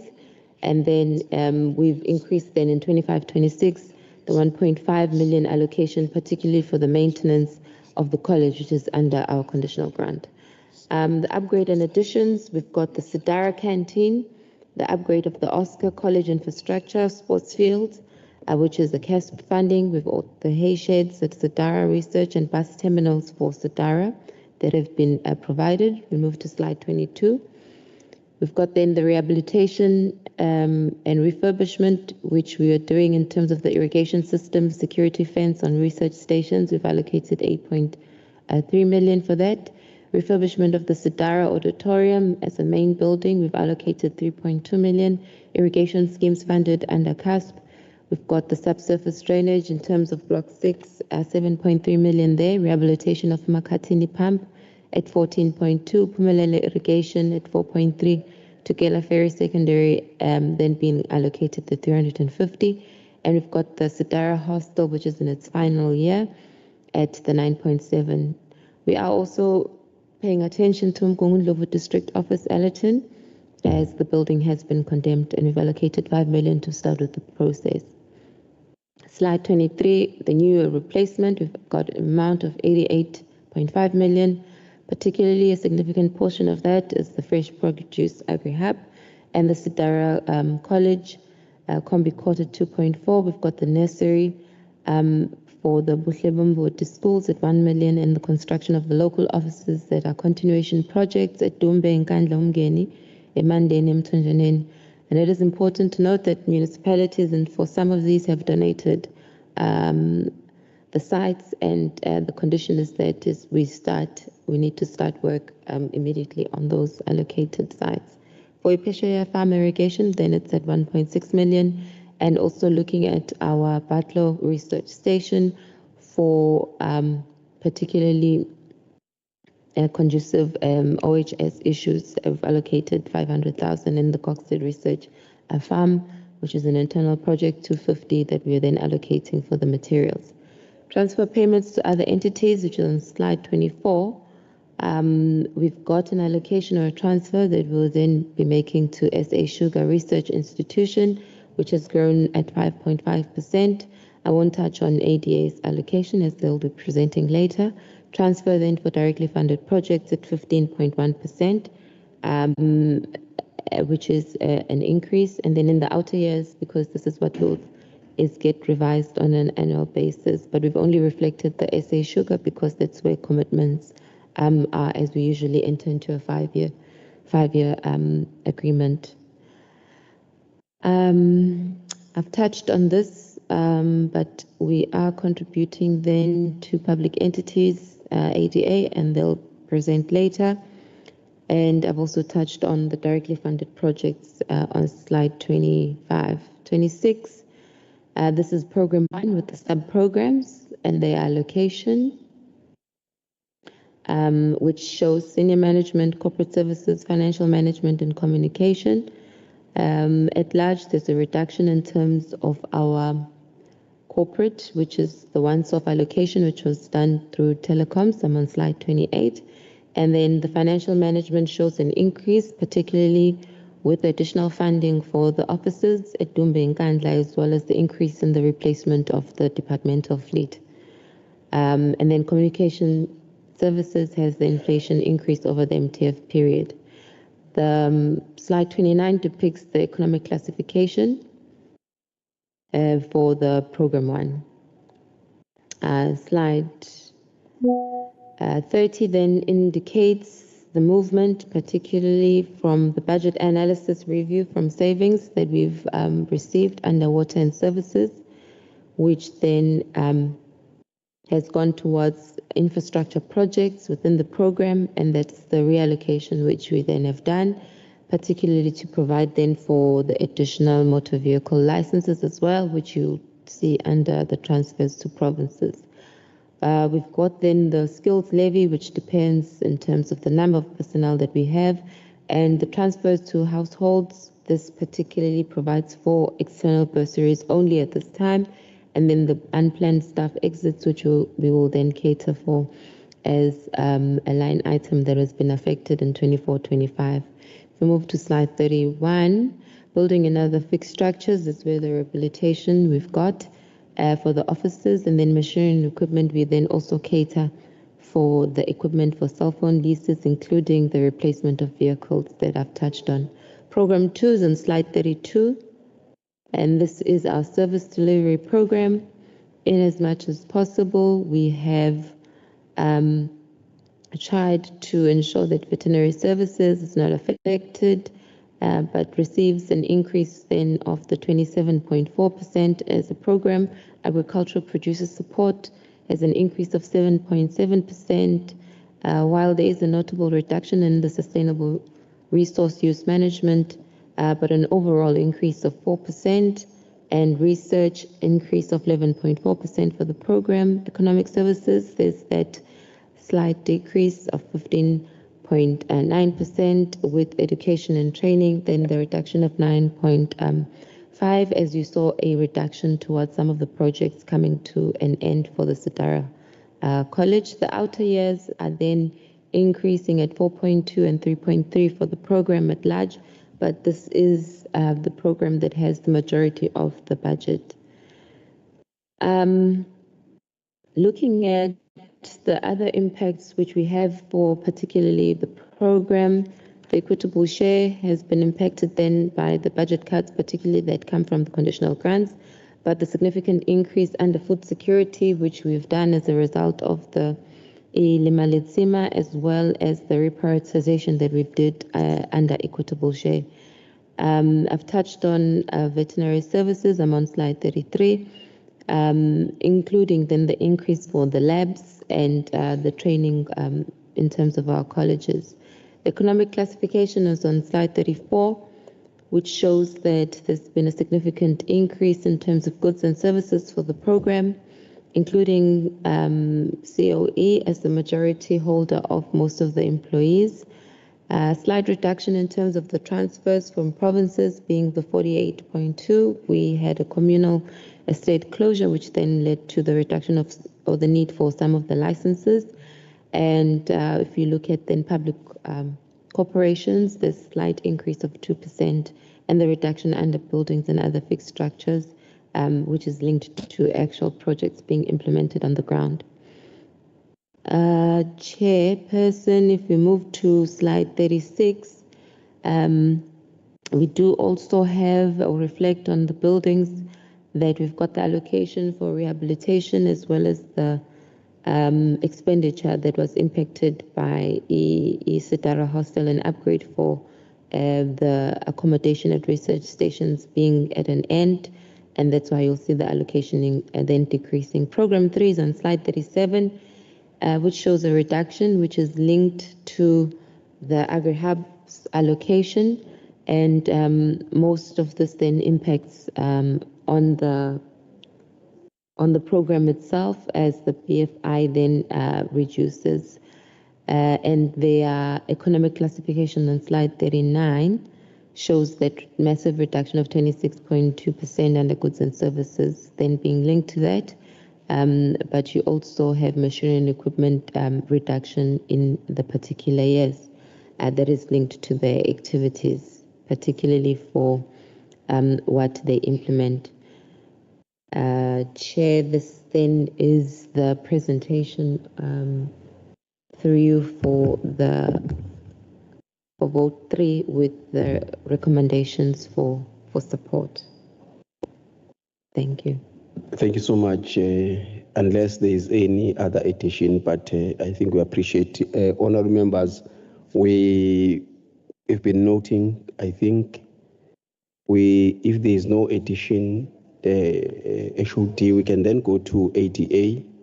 I'm not sure CEO who will then do the presentation on your behalf. You'll guide us.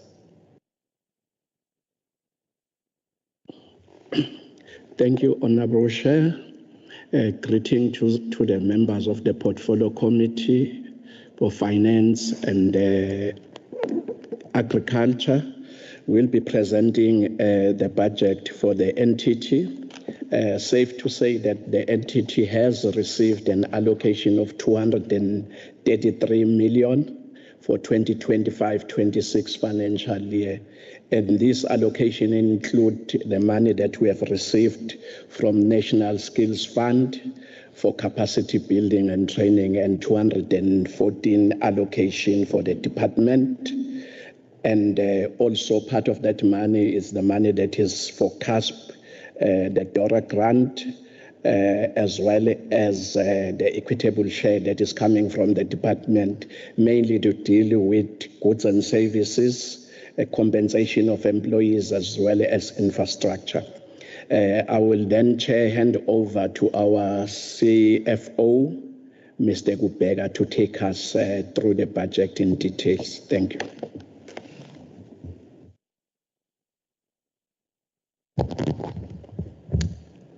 Thank you, CEO. Greetings to Honourable Chair and the committee members, the Honourable MEC, HOD, the board chair, the colleagues from DART and ADA. Thank you. I will be taking you through the entity's budget, where I will start on slide 3, where we'll start on the revenue projections.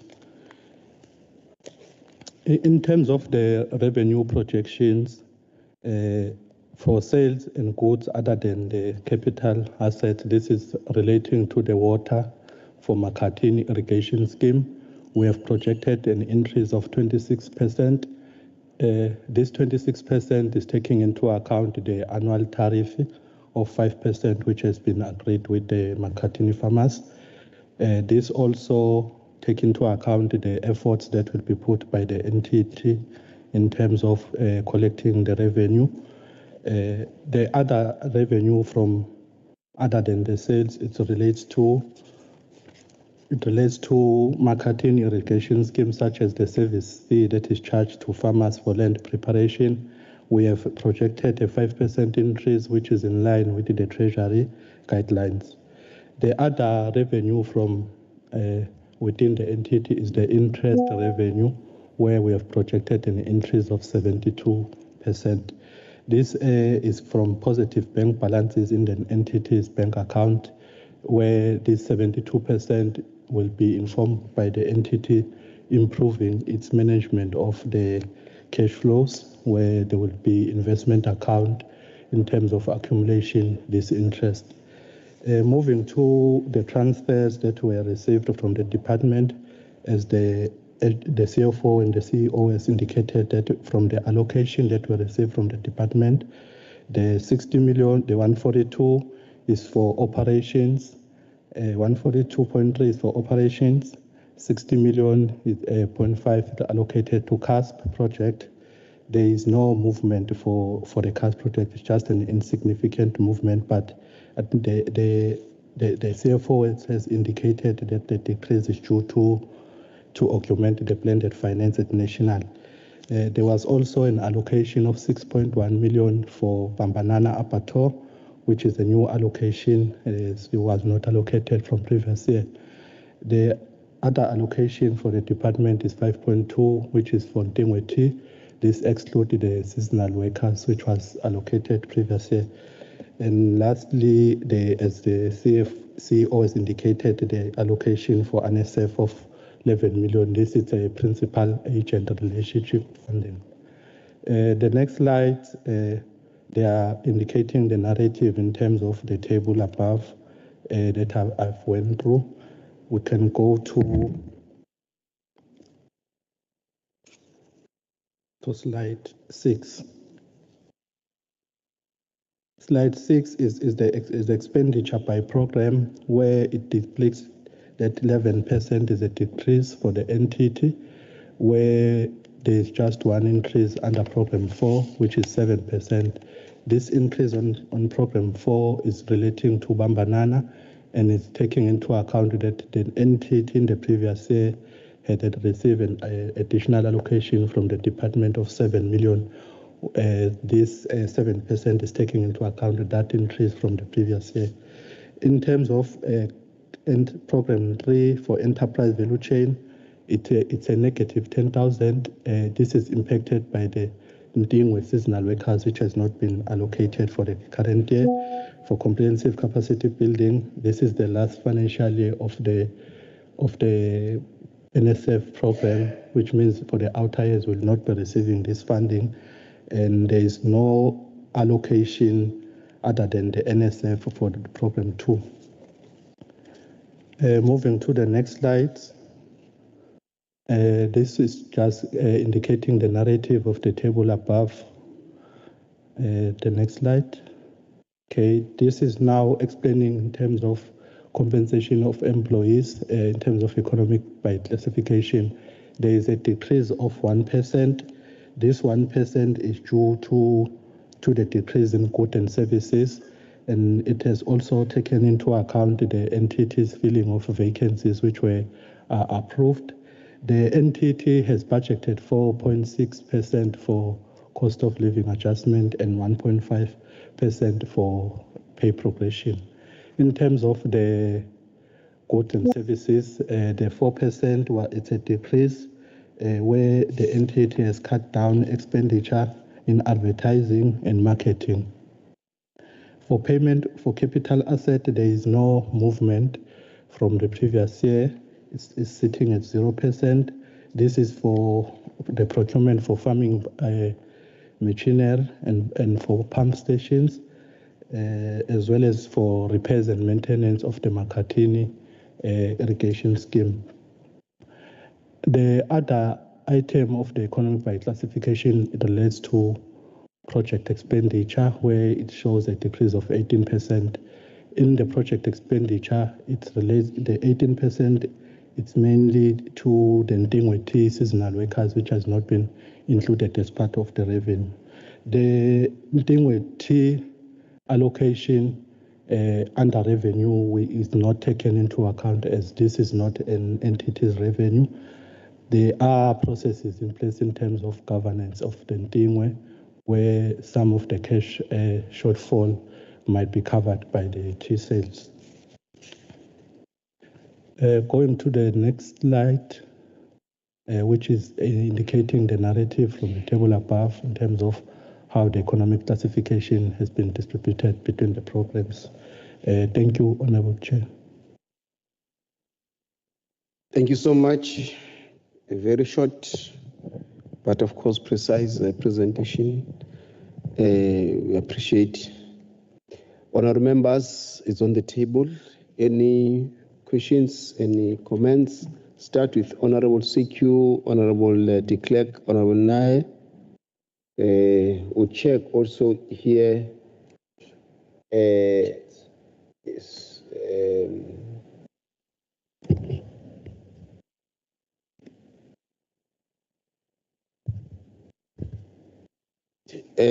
Of course, we'll start with honourable members from the Finance Portfolio Committee, those that are in the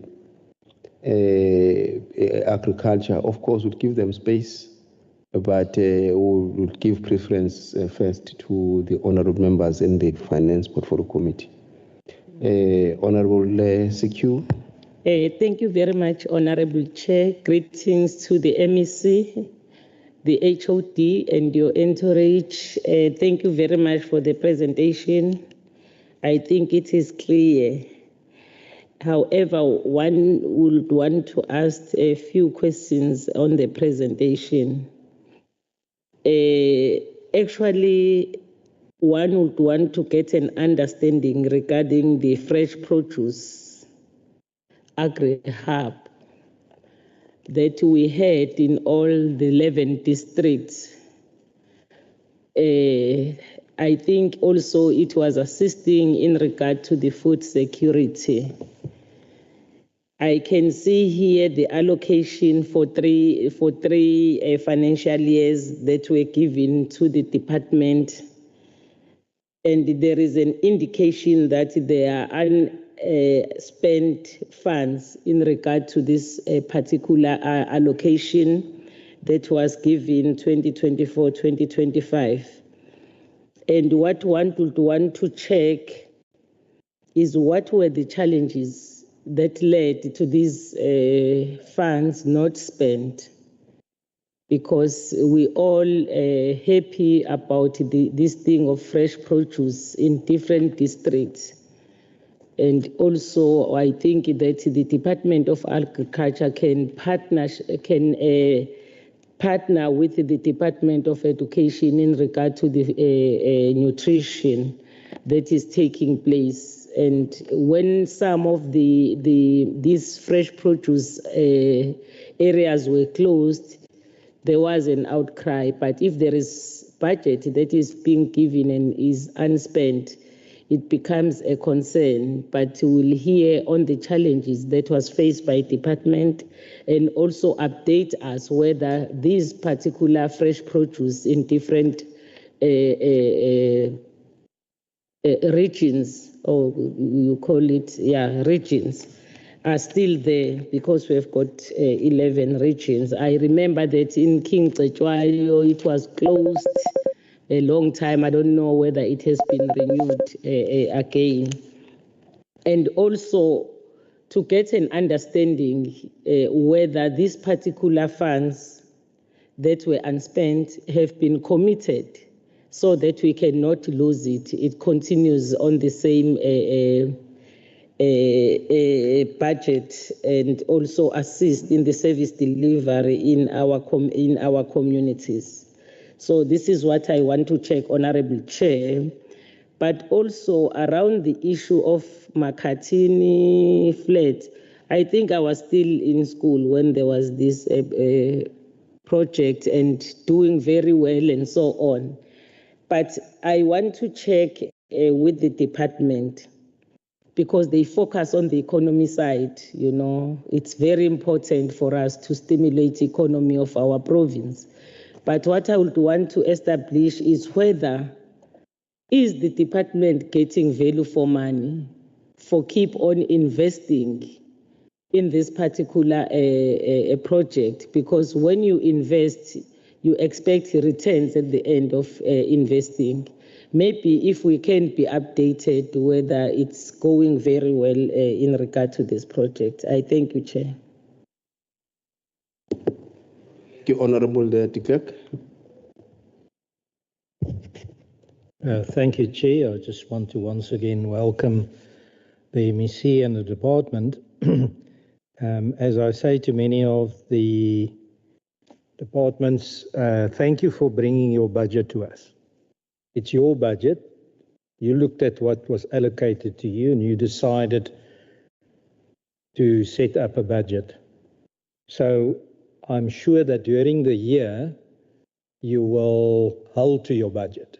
There will be no necessity for environments. There won't be over expenditure nor under expenditure. Am I correct? I'm sure I am. So if those things do realize, please take note that from my side, I will be extremely unhappy. And I will take you on task of that, and I will remind you of today that you proudly presented your budget to us. But just on one issue, the one thing I don't see in any of your documents is challenges that you do have. So we all know that there is a shortage of money, and I just want you to, if it's possible, explain to us the challenges that you have. If I look at some of the challenges, I look at the Green Book, page 80. Now, in the 23-24 financial year, the department main appropriation was reduced by 36.333 million. And then 23-24 adjustment estimate in respect in the in-year fiscal consolidation budget cuts were made by National Treasury to the conditional grant funding of 25.33 million. I don't know why it's always 333, but seems that's your number, due to a lower than expected revenue collected via SARS. There was also a provincial decision that resulted in a reduction of the department's equitable share relating to funds surrendered towards the provincial crime fight initiative. And then on the current financial year, what you hear for 24-25, the department did not receive any additional funding but was subject to further fiscal consolidation budget cuts as detailed in 7.2, which is the graph. The department budgeted for 53.552 million for the 24 wage agreement in 24-25, but actual costs was 55.424 million, and the department utilized savings from vacant natural attrition posts to offset the shortfall. Now, what I am a bit worried on that last part of the savings is, am I correct? There was some natural attrition, I don't know, people that resigned and died. So you did budget for that, and now because they resigned or died or went on pension, you're now utilizing those funds, although they were budgeted for something else, you're using it. And I just want to confirm also that is not how you're going to deal with it in the future, where you budget for something and you don't fill those posts, or am I off the rails there? It does seem that what Honourable Sikio has also mentioned has been influenced by these budget cuts and stuff, because it is noted that in the 24 IYM report, the department is projecting to underspend by 84.6 million against adjusted budget of 2.6 billion in 24-25. The underspending relates to the fresh produce agri-help implementation at our RBIDZ due to unforeseen delays in finalizing the implementation plan. And then it goes on that you want to have a rollover and so on. And then there was also the CASP grant season net reduction because of the bargaining council giving 5.5%. We're back at it, we're back at civil servants getting more money, but service delivery going down. So am I correct that those are challenges, or must I not worry about it? Thank you, Chair. Thank you, Honourable de Klerk. Honourable Nai. Thank you so much, Chair, and greetings to the MEC, HOD, and your department. Just some questions concerning the laboratory equipment. I noticed that you are spending, or you've allocated almost 22 million rand for laboratory equipment. However, there's been a decline in the number of soil samples submitted to your analytical laboratory. This 22 million rand for laboratory equipment, is it just for the soil science laboratory or also for the vet laboratory? Perhaps just give us the breakdown, even if in percentage. What are you doing to increase your own revenue in terms of increasing or attracting more work for your soil laboratory? Then the other question is concerning your grants and funding. We note that in the future years there is a cut in grant funding. Now, how are you planning to keep your important programs running in spite of this grant funding cuts? And also the EPWP grant is only for 1 year. What will happen to the workers and the projects funded through EPWP after that? Thanks, Chair. Thank you so much. I think we've got Honourable Lijet, who's got a hand up. We can give you a chance. Thank you, Chair. My question relates to the entity ADA, and it's about Tingwe. I'd like to know, with the investment that is being put into Tingwe, what is the profit or own revenue that is emanating out of that? So is it breaking even? Are we making profit? And what is the potential for own revenue? And has that grown year on year? Or are we sitting at a deficit? Thank you. Thank you so much. I do not see any other clarity seeking or comments. Honourable MEC, if you've got comments, but of course the HOD and the CFO, they are well capable of handling some of the matters that have been raised, and the CFO and the CEO of ATA will also then follow up on those. Just a minor question that has been asked.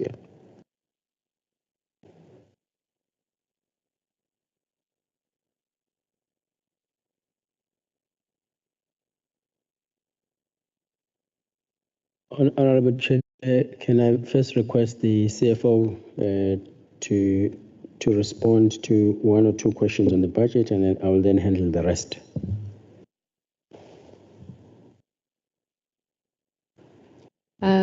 Thank you, Honourable Chair.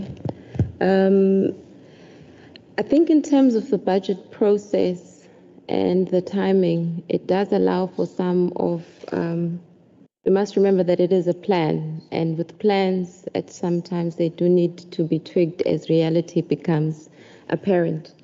I think that will be it's our best foot forward in terms of what we're planning as a department, but in terms of environments, we will request that the honourable members take it in strides that we will present such to the portfolio committee and then for them to be noted by the Finance Portfolio Committee. Then just from the side of, I think the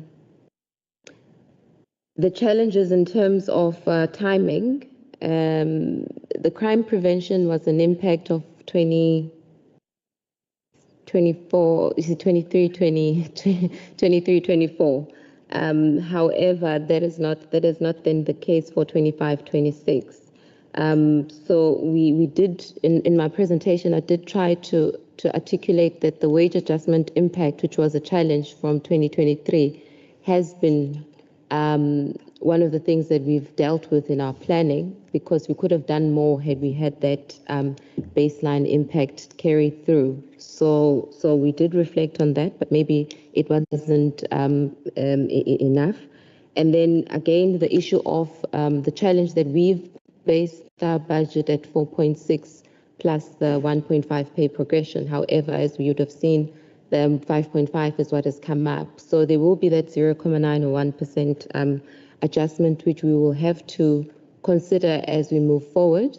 And in part because when someone either retires or is deceased, you have to go through a process of application for that position to be filled. So it does create a bit of a 3-month sort of buffer, which the departments can then utilize those funds towards either service delivery or pressing issues or commitments that could then arise, and such is the case then with COE.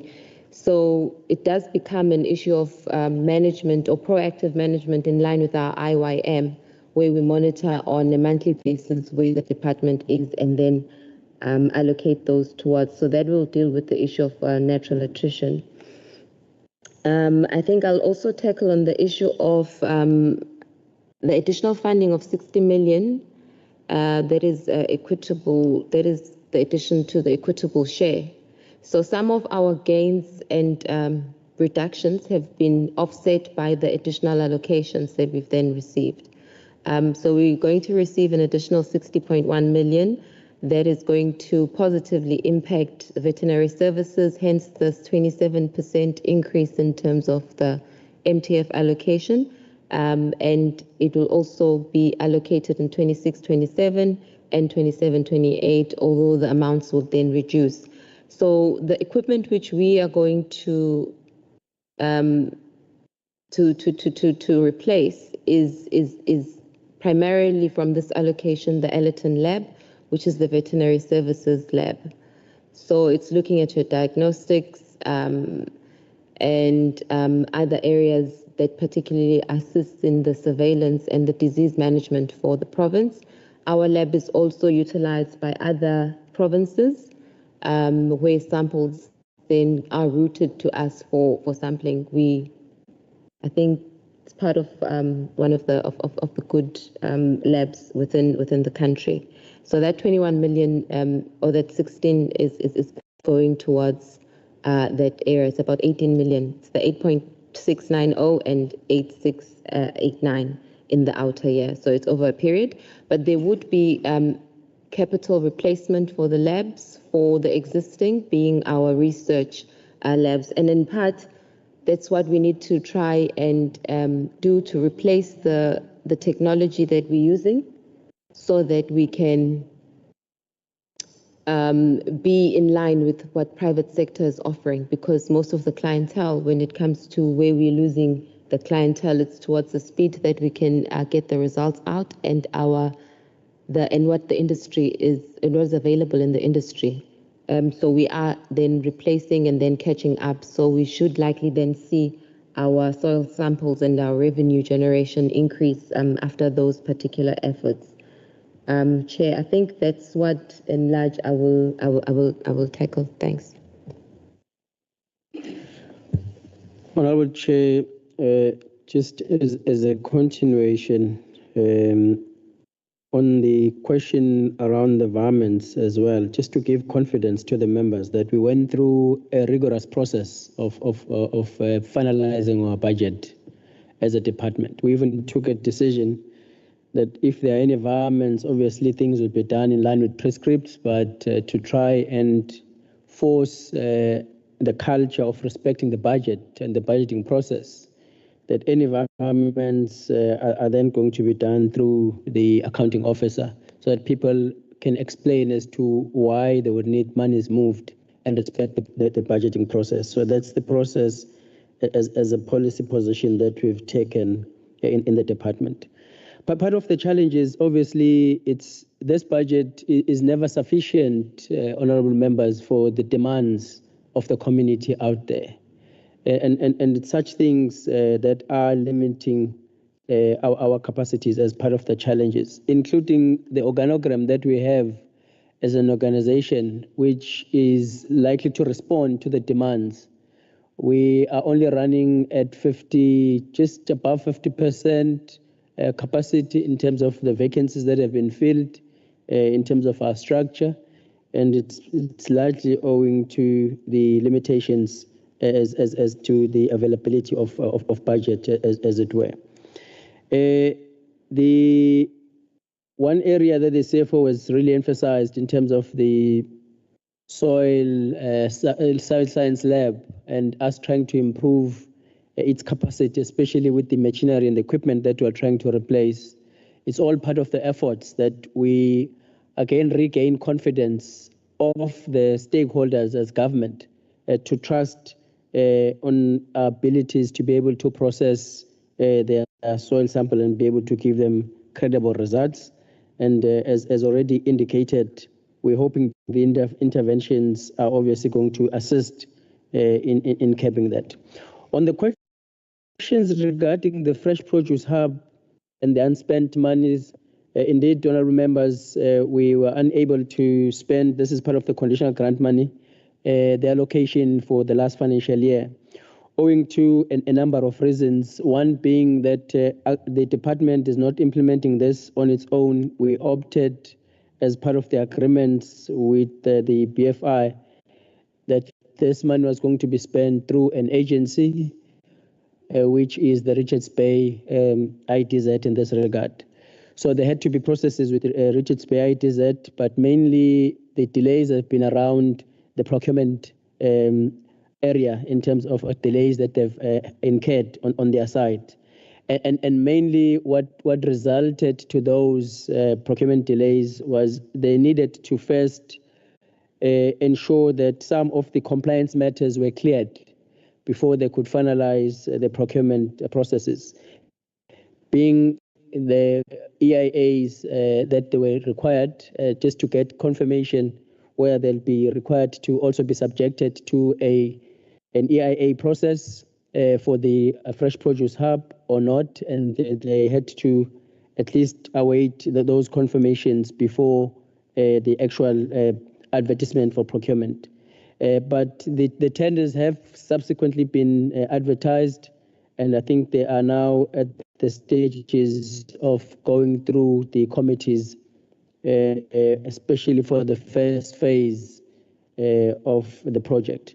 So we are quite happy with the speed. It's unfortunate that we're already delayed by a year or so.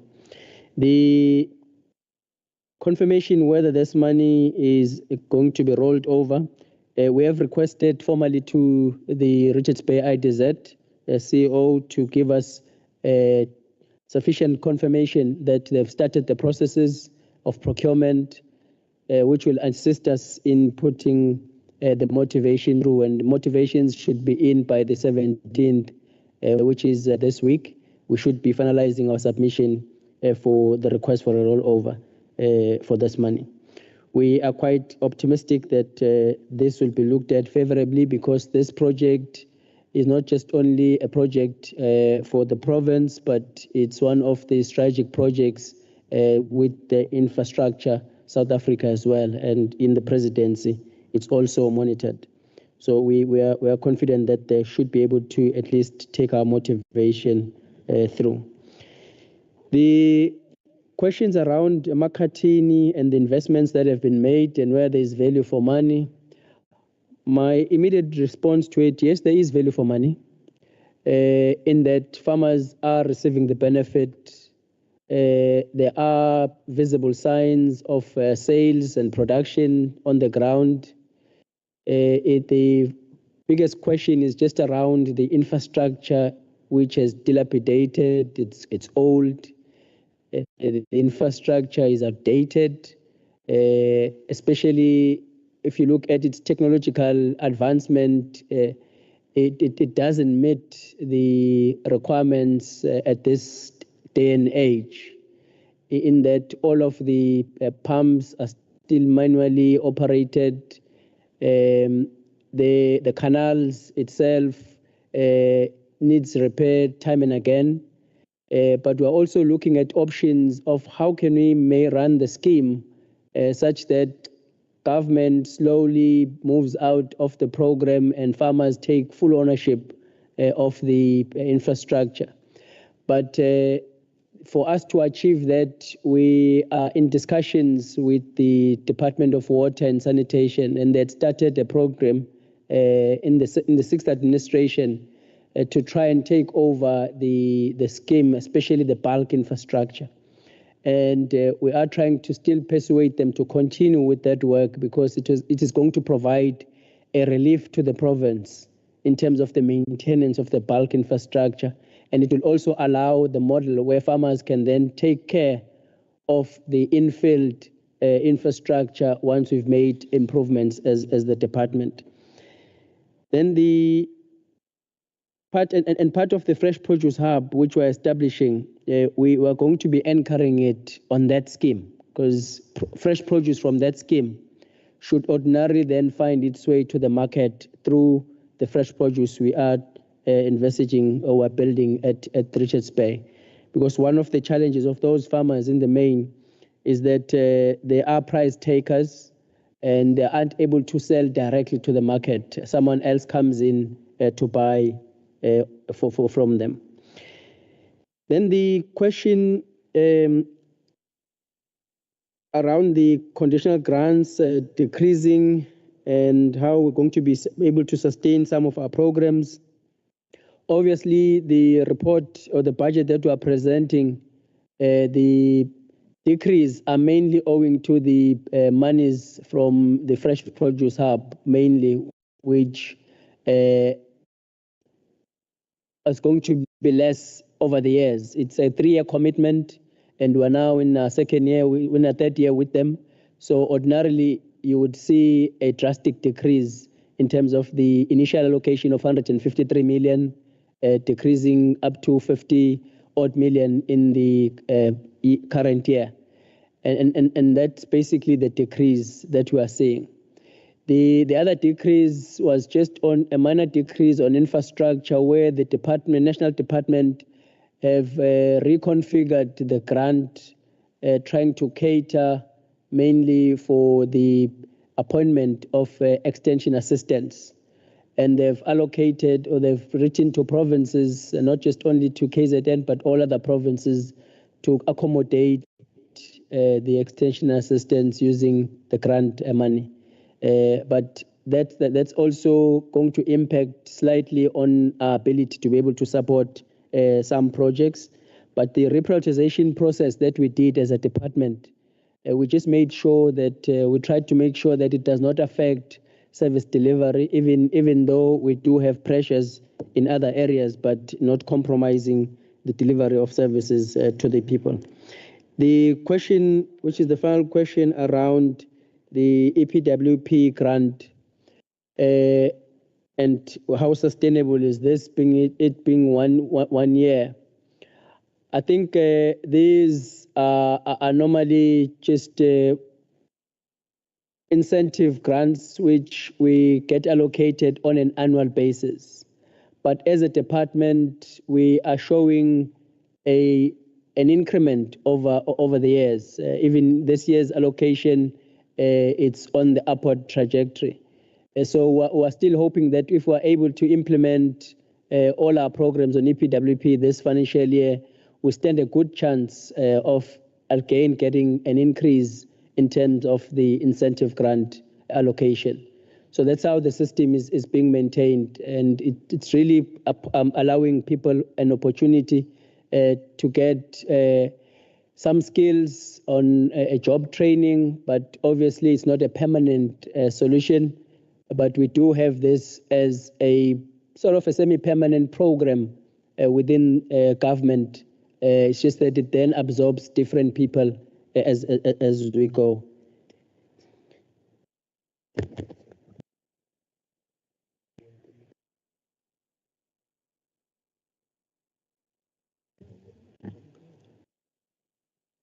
Let me allow the CEO chair to then deal with the other question. One thing.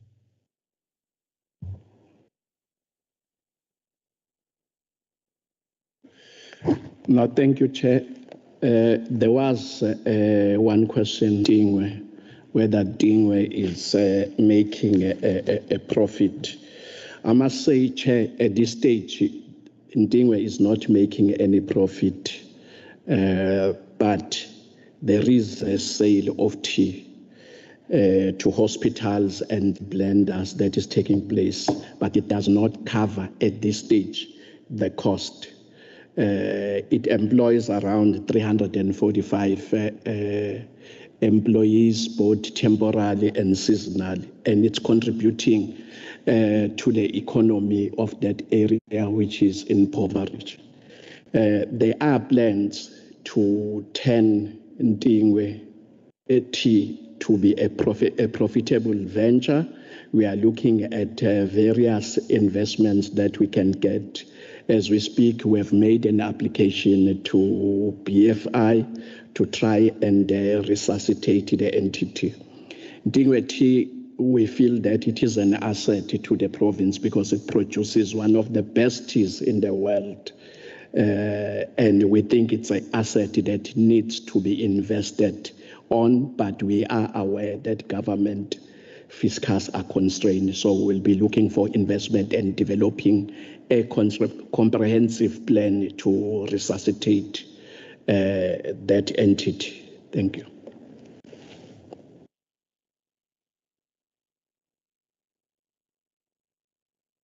Thank you so much, honorable members and the department for the responses. I'm just checking if there are any further, but it seems we are covered. Honorable MEC, we can then give you, if you've got any closing remarks before we hold it at this level. Thank you, Honorable Chairperson, honorable members. I think we want to thank you for the questions. We are happy that you were just spot on your questions. You were just asking relevant questions. But I want to say, when you look at some money that are given to us, we are looking at the foot and mouth disease. It is there, and you look at the allocation for dipping chemicals and all those things, and we're trying our best that we fight that. And we also request you, because we are here, that whenever we go, like whenever we go, we don't forget to do some awareness programs in the community where we are residing. And I'm also happy that whatever we're doing, really, we're doing with not enough money, but the community, they are aware and they want to participate in the agriculture-related programs. Then if you look for your budgets, whatever, because you are financed, please persuade whoever, even the treasury, to give more money to the department, because it is touching the daily lives of our communities. Thank you. No, thank you so much, Honorable MEC. We are going to be also ourselves, excuse me, we're going to be monitoring quite closely the budget, the implementation thereof. We are also going to be visiting some of the projects. Makatini Flats, it's one of the project, as well as the that abattoir, yes, in Bambanana. We would visit those projects. We want to see for ourselves on the progress that we are making, and if the money is being spent, you know where it must be spent on. We are going to be your partners. This is the beginning of we are just in the first year. We are entering the second year of our term. So it's a long haul. You know, we think that we are going to work together quite well in ensuring that what is expected of us is indeed delivered. Otherwise, thank you so much. We request Chair of ADA, don't get lost. I saw you were navigating when you came here. So your navigator was giving you problems even when you were here. That's on a lighter note, Chair. Otherwise, honorable members, the meeting is adjourned. Thank you so much. You are invited for lunch.